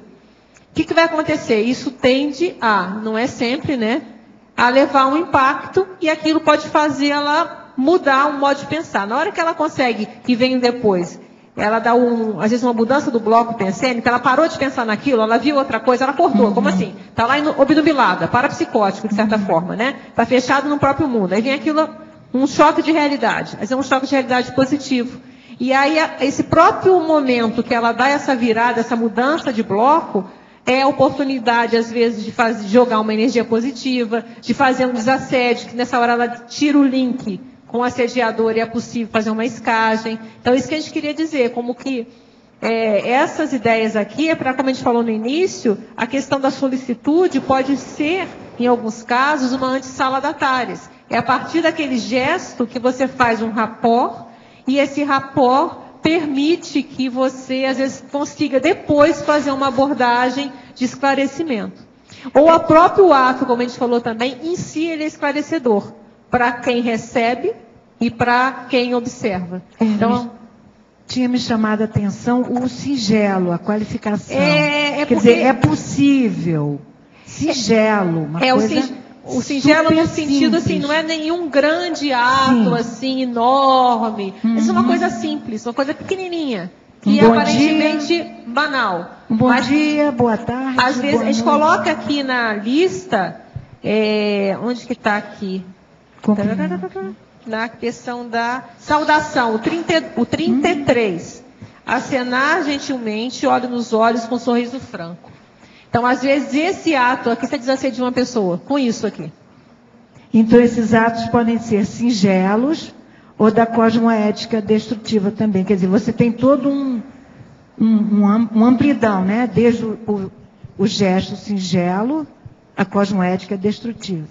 Não é isso? Isso, mas o foco maior aqui do verbete é desses atos singelos. A gente está colocando aquelas coisas pequenas que passa despercebido pela maioria e que faz diferença. E uma coisa que eu vejo muito importante nisso também, Tânia, é a questão da intenção, né? Uhum. Porque quando a pessoa faz isso com uma intenção tranquila, uma intenção sem pedir nada em troca, a energia está positiva, isso faz efeito. Tem que pensar que também quando isso é feito de uma forma forçada, com uma intenção não qualificada, às vezes nada vai funcionar. Vai gerar, em vez de gerar uma confiança que pode gerar um rapport maior, gera uma desconfiança. Por quê? A energia fica dúbia. Então a pessoa que recebe, ela fica, opa, não estou entendendo. O que está acontecendo? Então, tudo isso a gente tem que levar em conta. A questão do agente da ação, a intenção é muito séria. Porque isso dá para perceber pelas energias. Então, se aquilo é feito realmente totalmente tranquilo, tem uma reverberação positiva, melhora o clima entre as pessoas, fica um bem-estar, mesmo com um estranho, às vezes um estranho na rua. Você está lá no supermercado, como eu coloco aqui, né, do rótulo. Lê em voz alta para o comprador com baixa acuidade visual. Isso acontece muito em supermercado, né? As mulheres aí devem ver. Chega aquela senhorinha lá, pode ler para mim isso aqui? Então é uma coisa simples, banal. Mas que às vezes você sai dali sentindo bem, você não sabe por que se sente bem. Ali foi uma relação positiva, passou, você nunca mais vai ver aquela pessoa na sua vida, uma coisa banal, boba, singela, mas que às vezes ajudou aquela pessoa, você jogou uma energia positiva. Teve uma vez, aqui na loja americana, eu estava vendo filme, foi bem interessante. E aí tinha uma senhorinha, assim, bem simplesinha, às vezes olhando aquele filme, e aí ela estava assim, aí eu resolvi puxar papo. Aí eu falei, você está procurando aqui, comecei a bater papo. Daqui a pouco chegou todos os filhos. Qual a moral da história? Eles tinham vindo enterrar o pai, estava um dramalhão danado, e às vezes uma coisa simples, ele batia um papo totalmente tranquilo, aí elas queriam filme de parapsiquismo ainda por cima. As filhas queriam filme de coisas, eu falei, vamos procurar isso aqui. Aí eu fui ajudar a procurar. Então uma coisa simples, para que a senhora me contou toda a história lá do marido, fez todo o negócio. Então, uma coisa simples às vezes, um gesto singelo, bobo, e que pode ter feito alguma diferença. De repente você fez uma escagem, você levou aquilo para uma assistência. Então, a gente quer mostrar a relevância dessas pequenas ações, pequenininhas, na vida diária. Era isso que a gente queria colocar. Então, tem o rótulo do supermercado, tem uma que pega quase todo mundo aqui, o coffee break, né? A gente sai morrendo de fome, né? Compartilhar, dando passagem à mesa de guloseimas, né? Que você sempre tem o mais guloso que fica lá e você não consegue chegar na mesa.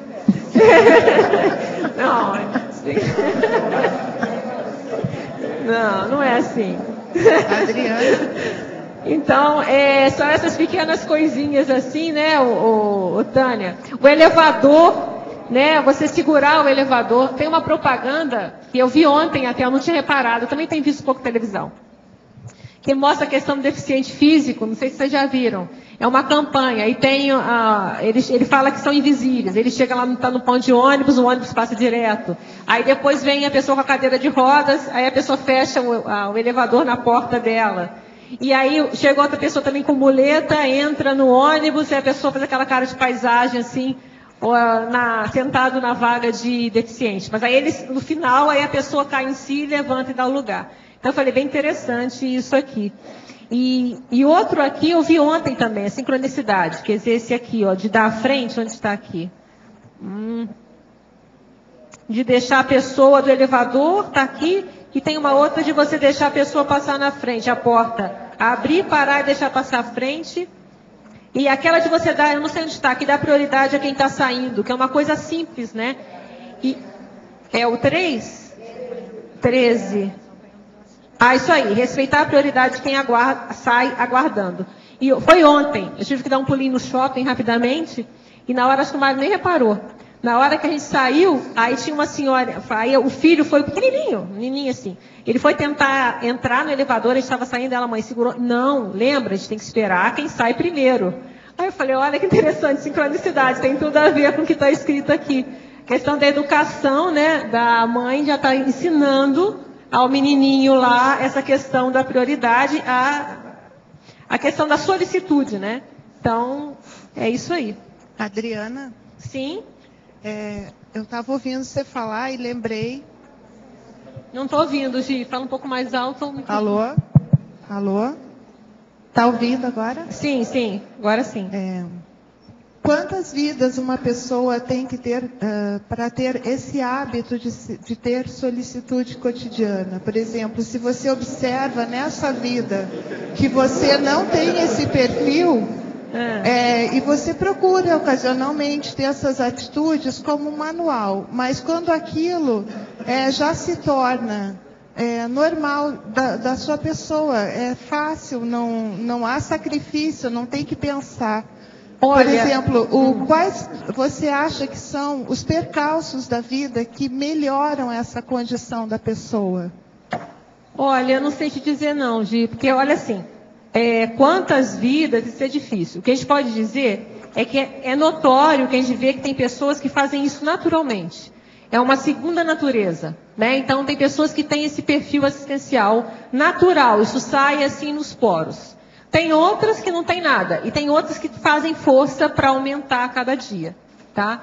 Então, o que a gente pode pensar em relação à etiologia disso, da onde surgiu, o que fez ela começar, eu não tenho claro, tá? Mas o que eu posso pensar é que tem um fator sério aqui, foi o que eu falei, acabei de falar a questão da educação. Tem um processo sério que entra, às vezes, a ignorância. Se a pessoa ela não tem uma educação, mesmo na infância, quanto às regras mínimas de olhar o outro, né? Aquilo que foi falado aqui pela Glória Calil, né? O outro existe, vai ficar mais difícil. Mas, às vezes, mesmo assim, a gente vê crianças pequenininhas que, às vezes, não teve tanta educação, os pais não ensinaram, mas, naturalmente, a criança vem, às vezes, né? Com isso meio inato, tá? Então é difícil uma fórmula, mas eu vejo que é importante a educação, desde criança, e mais sério, a questão da reeducação. Então, mais um motivo da gente escrever esse verbete, para nós todos ficarmos cada vez mais atentos a essas atitudes. Lembrando que a gente colocou aqui as bem óbvias mesmo de propósito. Tem outras que não são mais tão óbvias, são mais sutis, essas são mais difíceis da gente pensar. Se a gente não faz as óbvias, como é que a gente vai depois ter a pretensão de fazer as mais sutis? Então, isso que a gente queria colocar. Tá, Gisele? Ok. Agora, em termos de tempo, assim, eu acho que é um crescendo de educação, é um crescendo de aprendizagem, de noção ao outro, de ver o outro, de se colocar no papel do outro. A questão da empatia tem um papel fundamental, porque se você se coloca no lugar do outro, aí você vai ter mais disponibilidade para ajudar. Uma coisa simples aqui, ó, da fila, né? Ceder a vez em momento oportuno. Lógico que não é toda vez, se você ficar toda vez, você nunca vai chegar lá no caixa. Mas no momento oportuno. Vai ter momento também, se você coloca no lugar daquela pessoa, que você vê que realmente ela está apressada, que ela está precisando daquele momento, vai ter um momento que você pode estar na mesma situação.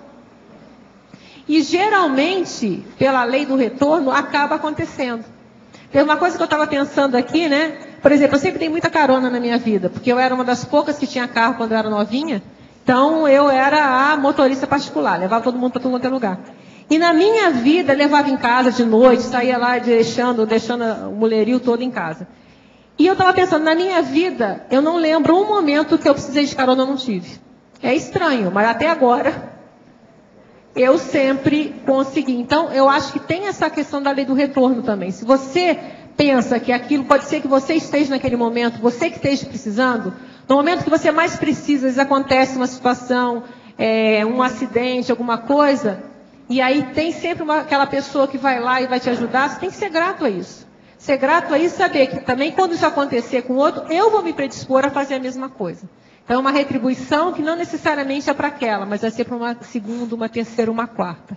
Então eu vejo que é essa conscientização que está no fundo. Tem algumas pessoas que podem fazer isso instintivamente, mas eu vejo que no fundo tem essa consciência. Podia ser eu que estivesse precisando. Então, se eu ajudo a quem precisa agora, naturalmente, a chance de eu também precisar um dia vai ser muito grande. Obviamente, você não vai fazer isso só querendo retorno, é uma coisa natural. Você faz aquilo porque no momento você acha que é o mais correto ser feito. E que geralmente isso vai acabar gerando, pela lei do retorno, você vai ter também esse retorno positivo. Adriana, e você coloca um princípio, que é o princípio popular de fazer o bem faz bem. Então, acho que a partir dessas pequenas experiências, quando a pessoa se predispõe a ajudar e tem esse retorno da assistência, ela percebe isso, né? E começa a sentir prazer, satisfação, até que isso não seja um ato tão mecânico, passe a ser mais natural esse movimento de olhar para fora de si e pensar no outro. É porque é muito melhor, né? É porque tudo é falta de conscientização. Quando a gente faz uma coisa positiva para o outro, com a intenção positiva, melhora o clima de todo mundo, fica melhor para todo mundo. Enquanto se você faz uma coisa mal intencionado, com aquela energia negativa, você polui você mesmo, é um paradoxo, né? Você acaba jogando, você está cuspindo para cima, né? Você está jogando lama para cima. Então é essa conscientização que eu acho que ela vai vindo realmente, como você falou, né, Marcelo? É aos poucos, é na pequena atitude, no pequeno ato, você vai sentindo aquilo e você vai caindo em si da bobagem que é fazer o contrário. Adriana. Fala, Marco. O contraponto também dessa questão, está dando para ouvir o microfone? O contraponto é que às vezes a pessoa muito solícita, ela se irrita com muita facilidade quando os outros não são, ou não fazem a mesma coisa que ela está fazendo. Então, é um outro aprendizado que tem a pessoa, quando solícita, não se irritar quando acontece o contrário. Ou que ela está assistindo até com ela mesmo, ela está assistindo alguém fazer, ou ela acontece com ela mesma. Quer dizer, ela sempre abre a porta, ou é gentil, e a pessoa bate a porta na cara e faz essas coisas simples do cotidiano da Conselho. Então, é uma condição para a gente ter em mente. Porque não adianta ser solícito com uma mão e ficar danado da vida com a outra. Não, concordo. E aí, olha só, eu vou até citar esse nosso autor aqui, que eu gosto dele, né? Esse Forne aqui. Ele fala uma coisa bem interessante, na página 39, que tem a ver com isso, que ele fala a questão o que causa a má educação. Então ele fala, até ele está citando aqui como é que fala isso aqui? Não, isso aqui não é o autor, eu tentei procurar aqui, eu não achei, é Red-in-TX, eu procurei isso na internet, eu não achei. Então ele fala assim, que saiu uma pesquisa que fala que as pessoas mal educadas, geralmente são mal educadas quando estão estressadas, insatisfeitas e com pressão do tempo, tá? E aí lá atrás o autor fala, quando nos damos conta de que a falta de educação dos outros tem origem num problema daquela pessoa, é muito mais fácil não nos sentirmos tão profundamente atingidos. Então, o que acontece? Isso e nos outros livros falam isso também. Se por acaso alguém é mal educado com você, o problema é dele. O problema é dele. E muitas vezes não é comigo, a pessoa é grossa mesmo. Então, é problema. A pessoa está com cara feia, é fome. Então, o problema é dela, não é meu. Não é necessariamente com a minha pessoa. Então, por exemplo, aí ele dá uns exemplos assim, bem simples. Você vai no trânsito, alguém te fecha. Eu acho que ele não foi assim, eu vou fechar aquela pessoa que está dirigindo. Ele está fechando, né? Então, a pessoa leva muito para o pessoal. Quando você não leva para o pessoal e fala que é um problema, é um conflito da pessoa, isso já ajuda a não dar isso aí. Porque não adianta, as pessoas são mal educadas e vai aumentar cada vez mais, né? As conselheiras estão aí. Então, elas precisam de reeducação. Então, é fazer e tranquilo também, que aí entra a não irritação. Por isso que eu falo, isso aqui tem uma correlação direta com a não irritação. Adriana, oi. Você falou há pouco de uma propaganda que tá correndo sobre deficiente visual, não é isso? Você não falou há pouco? Não, a cadeirante, não era deficiente visual, não, era deficiente físico, era punha pessoa de cadeira de roda. Tá, aí quando eu vi esse seu item aqui do 32, foi assim, foi muito, eu lembrei imediatamente de um amigo meu que é deficiente físico, deficiente visual, e que ele disse que uma das coisas mais dramáticas da vida dele é quando alguém oferece a ele atravessar a rua, e quando acaba de atravessar a rua, não esclarece a ele o lado que ele deve seguir. Larga ele e ele fica perdido do outro lado. Interessante. Entendeu? Interessante. Aí, mas por que eu estou falando isso? Que até para você ser... Mas ele não pergunta? Não. Faltou. Como é que é isso? As pessoas não esperam que você vá, sabe, no meio do movimento. Não, mas não espera, mas eu acho que ele não sabe. Geralmente atravessa junto. Ele segura e fala, para onde que eu vou? Que negócio é esse? Eu trabalhei muito com cego. Eu vi o cego que não precisava perguntar nada, ele atravessava a rua sem ninguém. E vi também aqueles que atravessavam com gente, mas todos perguntam, que negócio é esse? Não, esse seu amigo está... porque eu vejo aí, não dá nem para ocupar o outro. Assim, que é importante você também observar a necessidade do outro até o fim, né? Não, mas aí, por exemplo, nesse caso, às vezes é uma questão de ignorância, né? A pessoa não se toca daquela realidade que precisa. Então, às vezes, faltou realmente uma proatividade. Eu tive uma colega que era ótima, né, lá no trabalho, que era cega também. Ela super independente, teve até 2 produções independentes, tudo. Ela era realmente 10. Mas ela necessitava, por exemplo, ela tinha ela ia para o ponto de ônibus, ela conseguia ir. Então ela sempre tinha alguém que ajudava, ela ia para o ponto de ônibus. Só que ela precisava que a pessoa do lado dissesse qual é o ônibus, né? Ela conseguia chegar até ali. Mas o ônibus ela necessitava. Então são... Geralmente o cego, quando atravessa a rua, ele fala para onde ele vai. Ela mesmo já dizia, ela chegava, pegava alguém... Segue agora para cá e mostra para ele. Porque ela tinha que saber o número do ônibus. Eu acho que depois ele ficou convivi com muitos cegos em Uberaba e depois no Rio de Janeiro. Tá? Eu acho que depois esse meu amigo ficou esperto, porque ele ficou deficiente visual já numa idade bem avançada. Então acho que depois ele ficou esperto. Mas no início, até saber que as pessoas ofereciam, agarravam ele pelo braço, assim, não era ele que agarrava o outro no braço. O negócio era fazer um decreto-lei para ensinar as pessoas a atravessar a rua. Não, porque eu lembro, por exemplo, essa minha amiga, ela ensinava, porque às vezes ela precisava, dentro do trabalho ela corria, inclusive, né? Às vezes ela via ela no corredor, que ela decorava as divisões lá, era terrível. Mas na rua ela precisava, e ela ensinava a gente como que ela segurava, não me lembro muito bem, qual era a melhor posição, ela vai normal que eu vou indo. E ela conseguia, acho que ela sentia pelo movimento do nosso corpo quando descia o degrau, tinha toda uma técnica lá. Ontem na tertúlia foi falado sobre o ectoplasta e a sincronicidade. Fiquei com dúvida, eu gostaria de entender as seguintes questões. A sincronicidade seria a materialização de coincidências significativas pela consciência ectoplasta com a ajuda de amparadores? Existe sincronicidade o tempo todo, por toda parte, no mundo inteiro. Algumas têm relação com a ectoplasta, outras não têm nada a ver com isso, depende do que é. Agora, existem aquelas que são claras, que a consciência ectoplasta, que mexe com a energia, funciona junto com aquilo. Agora, outra pergunta, sobre essa ótica, isso seria a extrapolação da sincronicidade, ela estaria ultrapassada? Pode comentar? Não, o problema todo é o seguinte, a extrapolação aí no caso, mostra que a pessoa deve caminhar por ali. É uma indicação, uma seta de caminho do destino dela, do desenvolvimento dela. Isso nós estamos falando é extrapolação parapsíquica. Ela mexe com o processo da energia. Então é bom ver por aí. Não quer dizer que ela seja ultrapassada. Ela precisa de ultrapassar o próximo passo evolutivo dela. Isso aí é que é a situação. Agora, é lógico, extrapolar é sempre a mais. A gente tem que pensar nisso. O caminho é por aí. Se você não entendeu oportunamente, você volta que a gente volta a falar. Aqui. Na página... Saindo o som? Sim. Na página número 18, lá embaixo, em paradoxologia. Sim. Achei muito bom esse teu paradoxo aí. Gostaria que você comentasse mais a respeito. O que a gente tem falado aqui, né? Que às vezes aquele auxílio aparentemente simples, ele pode gerar grandes resultados cosmoéticos. Então, às vezes, vamos supor, nesses mais mental somáticos, vamos supor aqui, aquele que a gente fala aqui da doação, né? Onde tem aqui. Neo-ideia.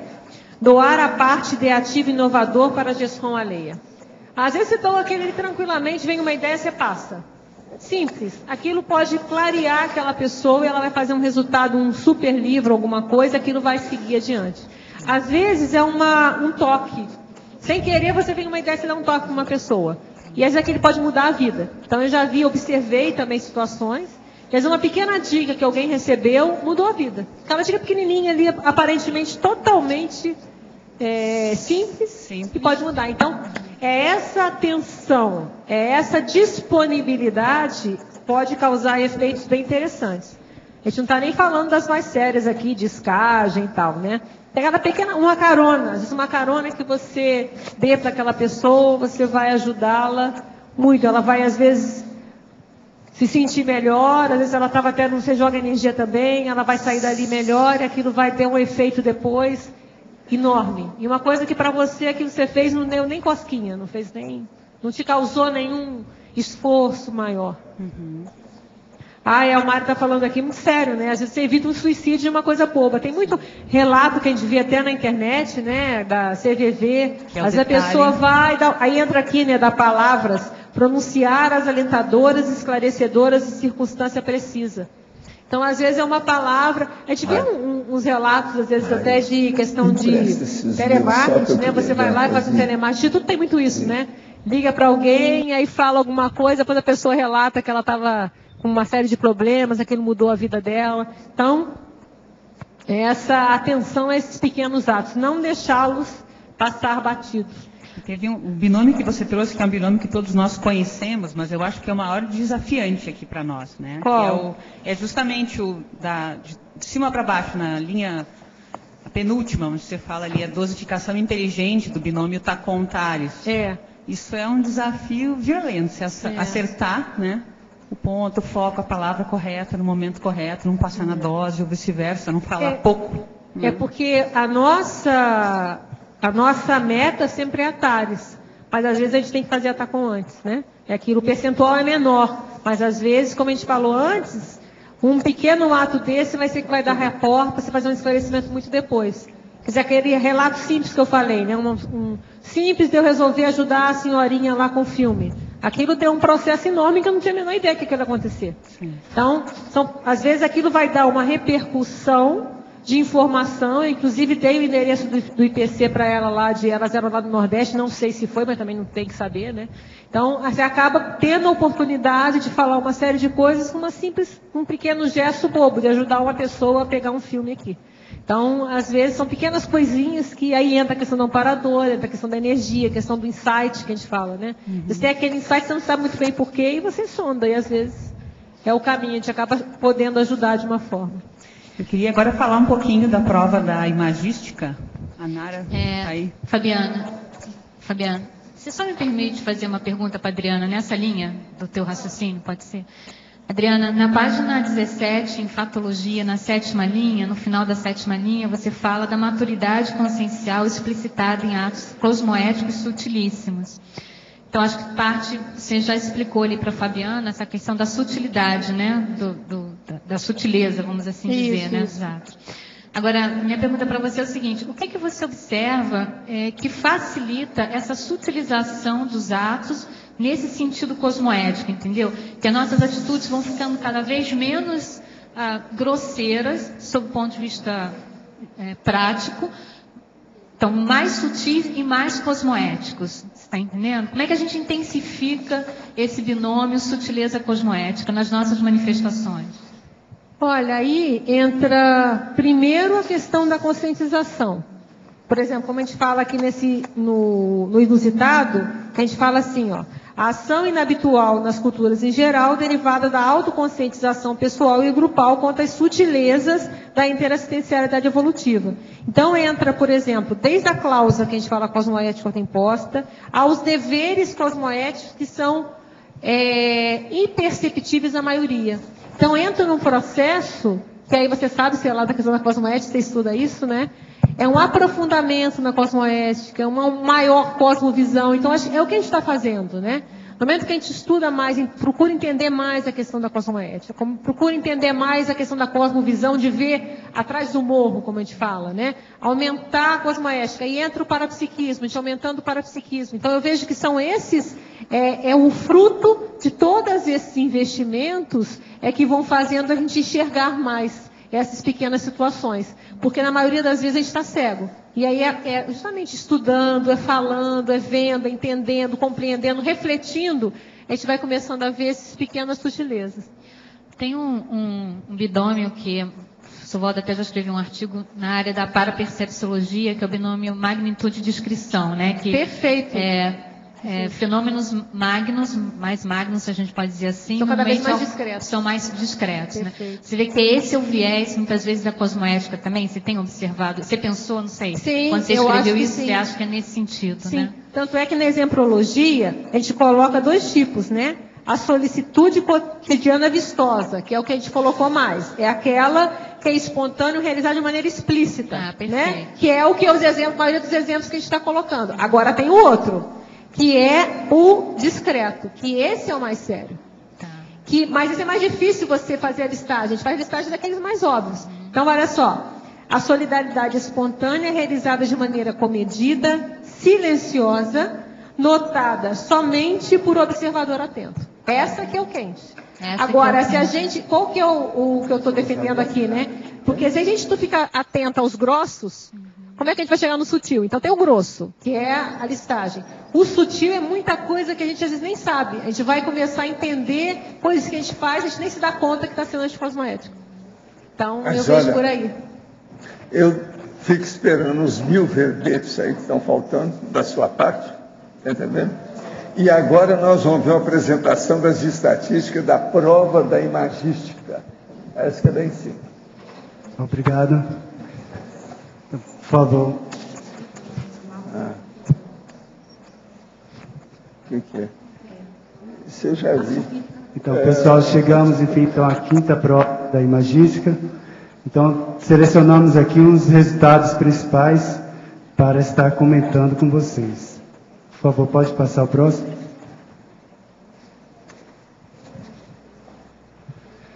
Então, tivemos a estabilidade no número de participação nesta prova, e o que a gente pode destacar aqui, o aumento de pessoas participando pela primeira vez. Então, a gente teve aí uma maioria de pessoas novas interessadas sobre a prova da imagística, né? A média manteve-se no padrão em relação aos demais anos. Por favor, próximo. Então, o maior acerto que a gente teve foi em relação à prova do telefone castiçal, com um total de 155 itens válidos, né? Do total das 200 correlações que a pessoa fez. Então, nessa prova, acho que a maioria tem noção de como é feita, a pessoa tem que fazer 200 correlações. E os avaliadores vão discutir, vão avaliar se há pertinência daquelas correlações ou se há repetição ou a não pertinência daquelas correlações. Então, o maior acerto foi esse. E tem um outro dado que a gente avalia também, que vale destacar, é a questão da proporção, do aproveitamento. Então, às vezes, a pessoa não faz os 200 itens, mas ela tem um bom aproveitamento dentro daquilo que ela fez, que é o exemplo da pessoa que fez a miniatura de bicicleta. Então, do total que ela fez, então, 107, do total que ela fez, ela teve um aproveitamento de 90%, né, de itens válidos. Então, isso aí mostra que ela teve um bom nível de assertividade nas suas correlações. Próximo, por favor. Aqui, só para ilustrar, a maioria das médias ficou em torno de entre 2 e 5, né? A maioria dos pontos aí em relação à prova. Em geral, a média da prova é um pouco mais baixa do que a prova geral de Conscienciologia. Isso que tem um caráter diferente de avaliação. Mas, em geral, assim, também a discrepância que tem entre maior e menor nota também é maior. Pode passar, por favor. Um comparativo entre as 4 provas que fizemos. Então, vimos aqui a participação. Agora, a gente recuperou um pouco do interesse da participação na prova.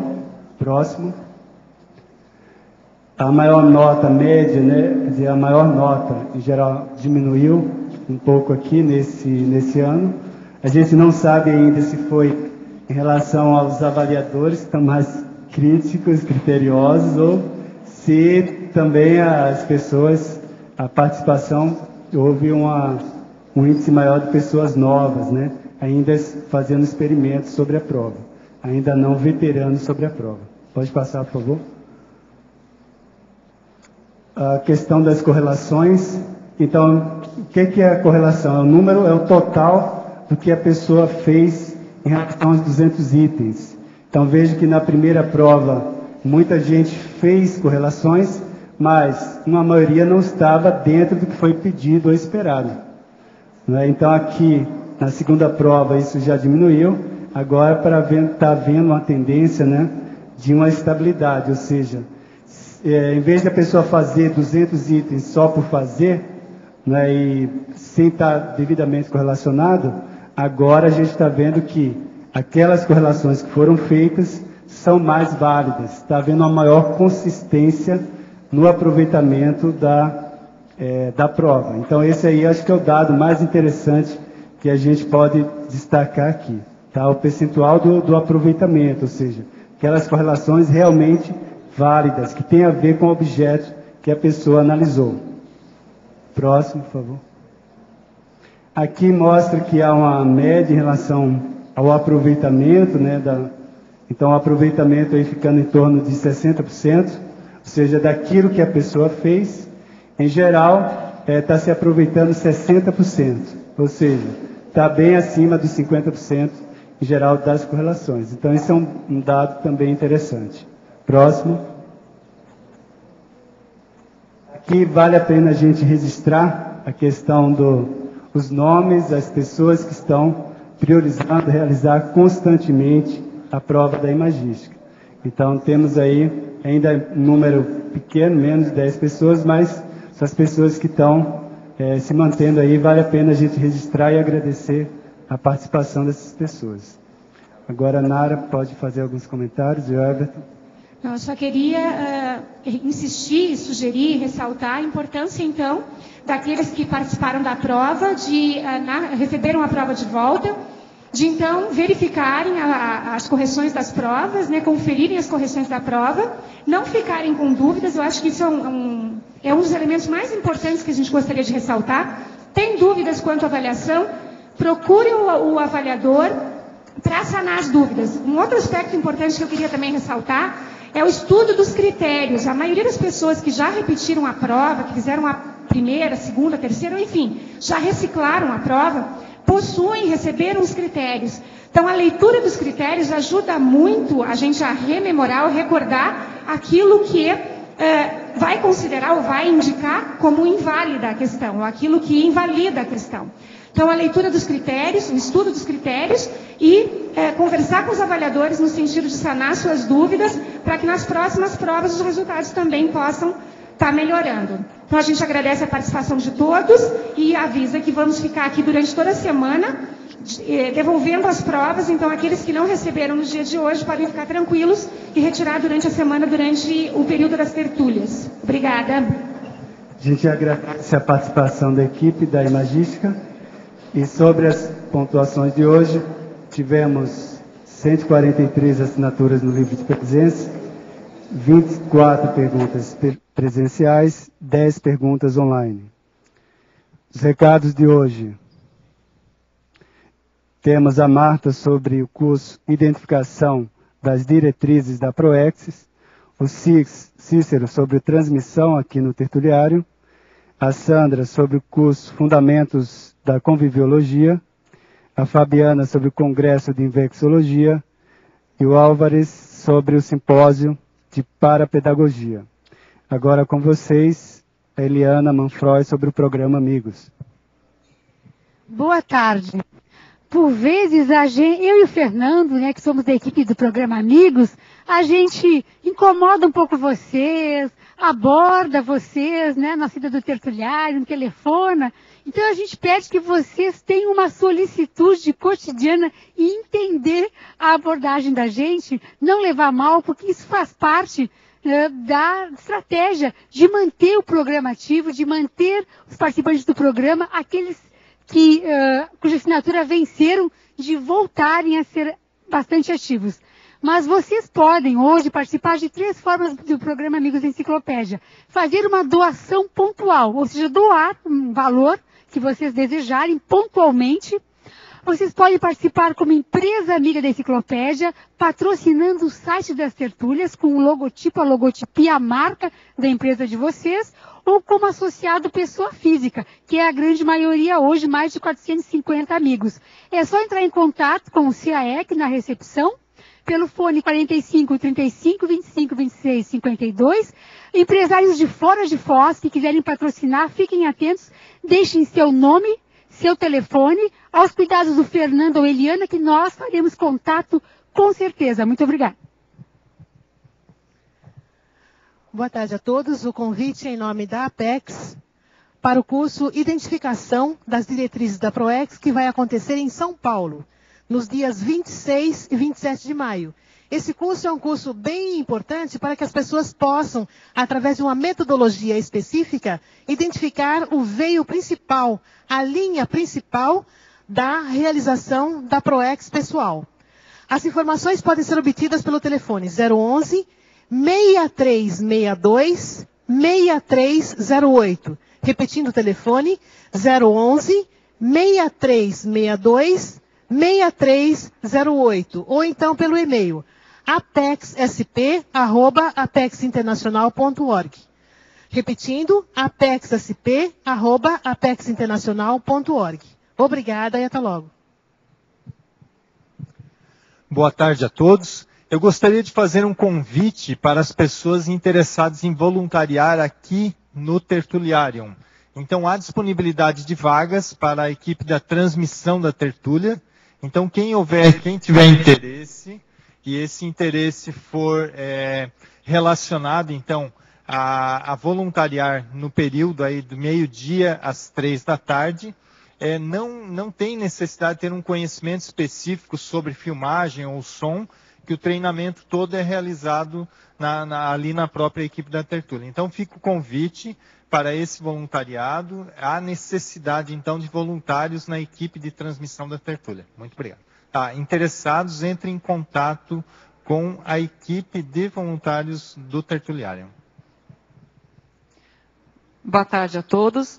Nós viemos aqui para reforçar o convite já feito pelo professor Valdo do curso Fundamentos da Conviviologia, que acontecerá aqui no CAEC, dias 24, 25 e 26 de agosto. E uma pergunta para vocês refletirem. Como você avalia seus relacionamentos com as consins, consciex, plantas e animais? Você está satisfeito com a qualidade de seus convívios? Nós vamos discutir esses assuntos e principalmente todos os aspectos da conviviologia e da paraconviviologia. Então, estão todos convidados. Para vocês fazerem as inscrições, pode ser pelo e-mail, caec@caec.org, ou pelo telefone 45 3525 2652. Obrigada. Boa tarde, nós gostaríamos de fazer um convite a todas as consins e consciex interessadas em participar e interagir conosco na 8ª semana da INVEX. Ela será realizada do dia 15 ao dia 22 de julho. Vamos ter eventos pré-semana e pós-semana. Vamos ter eventos com a dupla Wagner e Nancy, vamos ter também um campo assistencial holossomático logo depois do congresso e vários apresentadores debatendo a técnica da INVEX. Então, o que é a técnica da INVEX? É uma técnica de otimização evolutiva da vida humana, representa um acelerador desafiante para as pessoas que aplicam.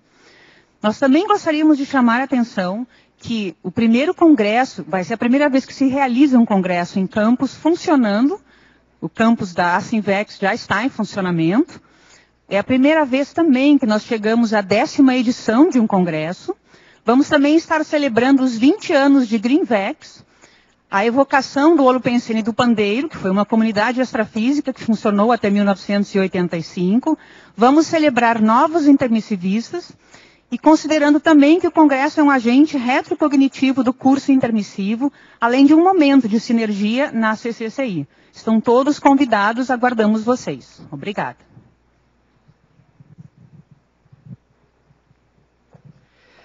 Boa tarde a todos. Gente, a Reaprendência vem aqui informar para vocês mudanças em relação à chamada de trabalhos para o primeiro simpósio de parapedagogia.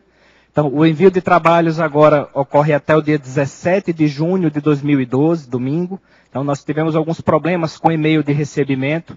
Então, as pessoas que quiserem participar do próximo congresso, do próximo simpósio, podem enviar seus trabalhos para o e-mail técnicocientifico@reaprendentia.org.br, tudo sem acento, tá?